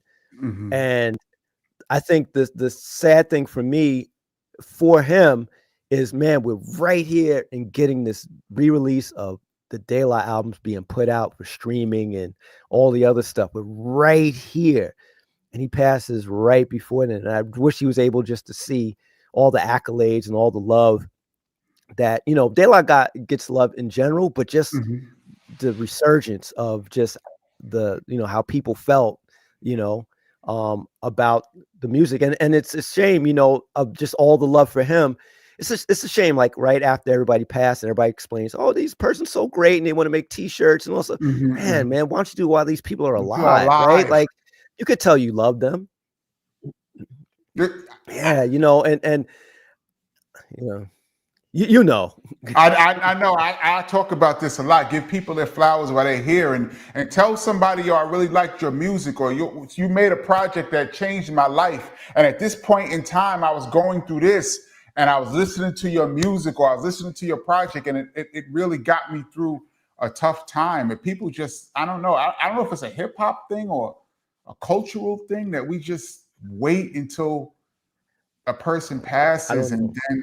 and then their catalog goes through the roof. It's like, right, right, I don't right. understand. Everybody's making t-shirts and all types of things, and you know, cozies and random stuff, you know, off the name.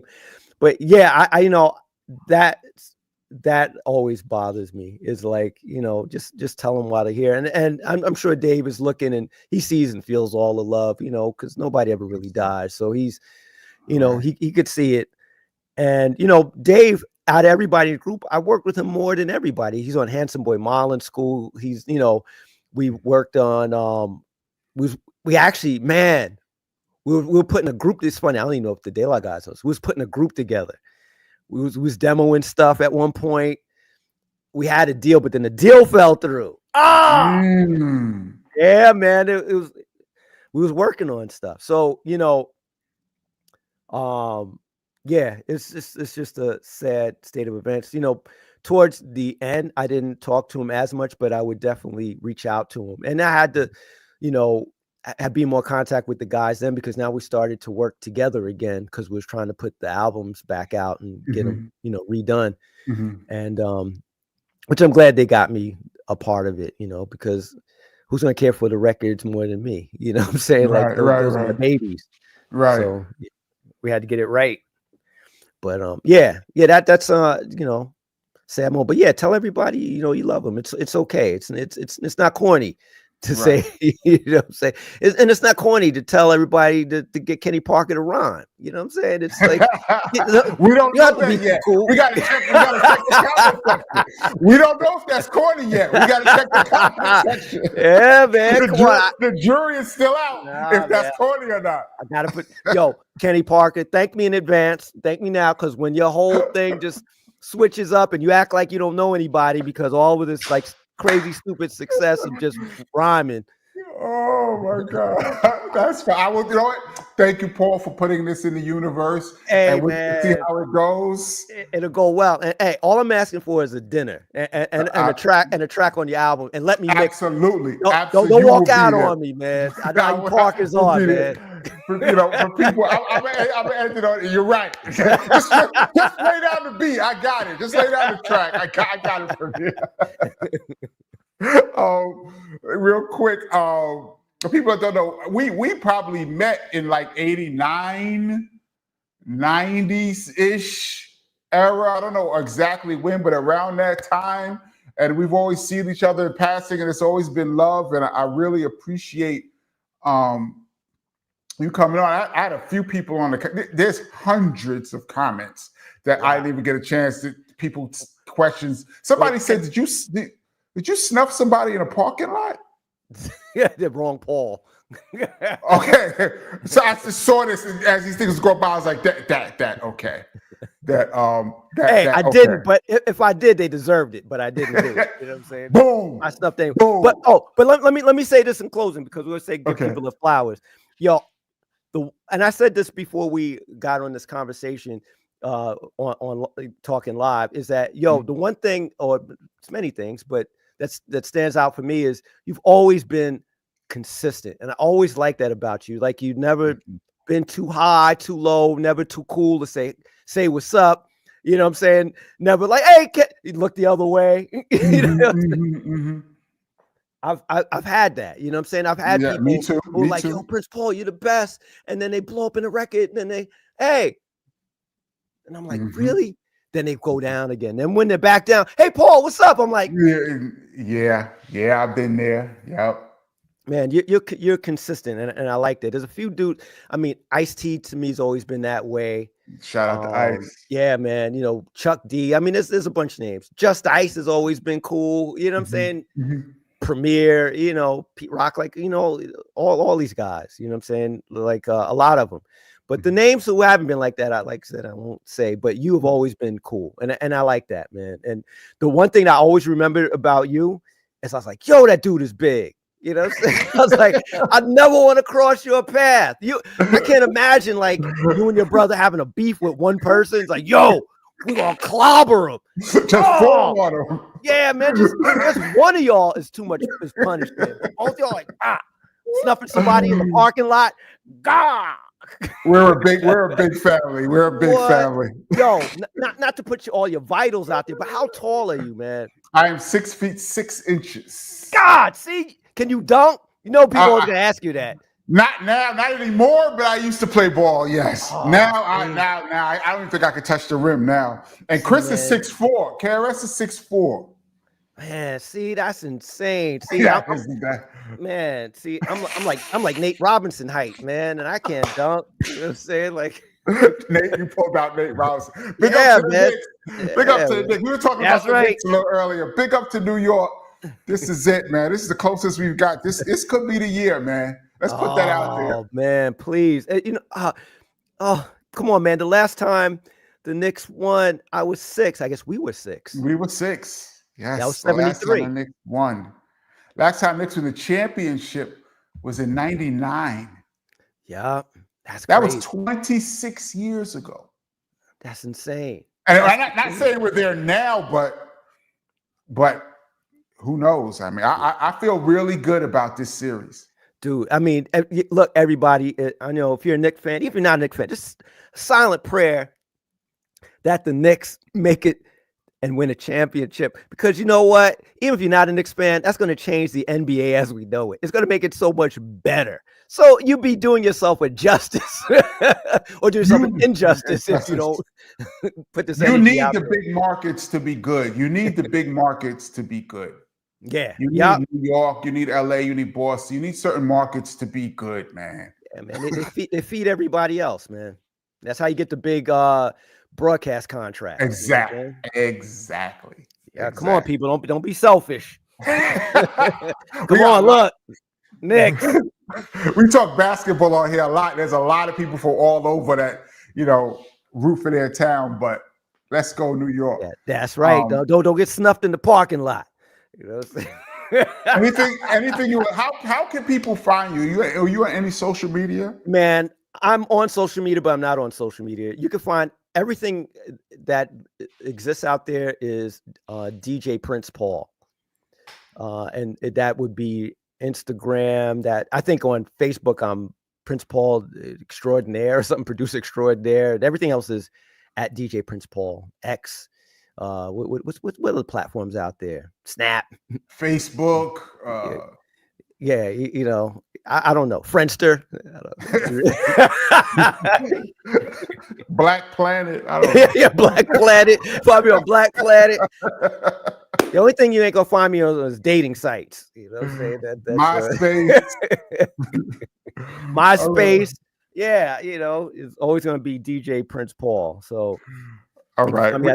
But I've been off of social media for a bit. I'm gonna get back on. I had too much fight or flight. I'm like, man, it's a cat driving a tractor trailer. Yeah. You know?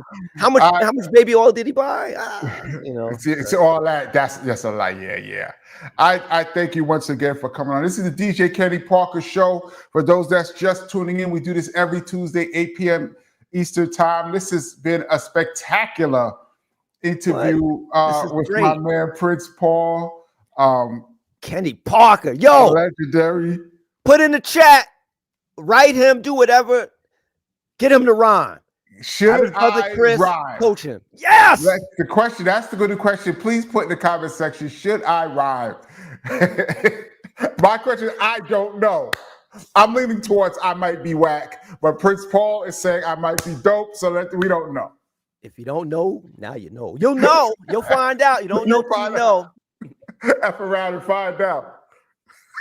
All right, we're gonna jump off. All right, y'all. Catch y'all next Tuesday. We are out of here, Paul. Love you, man.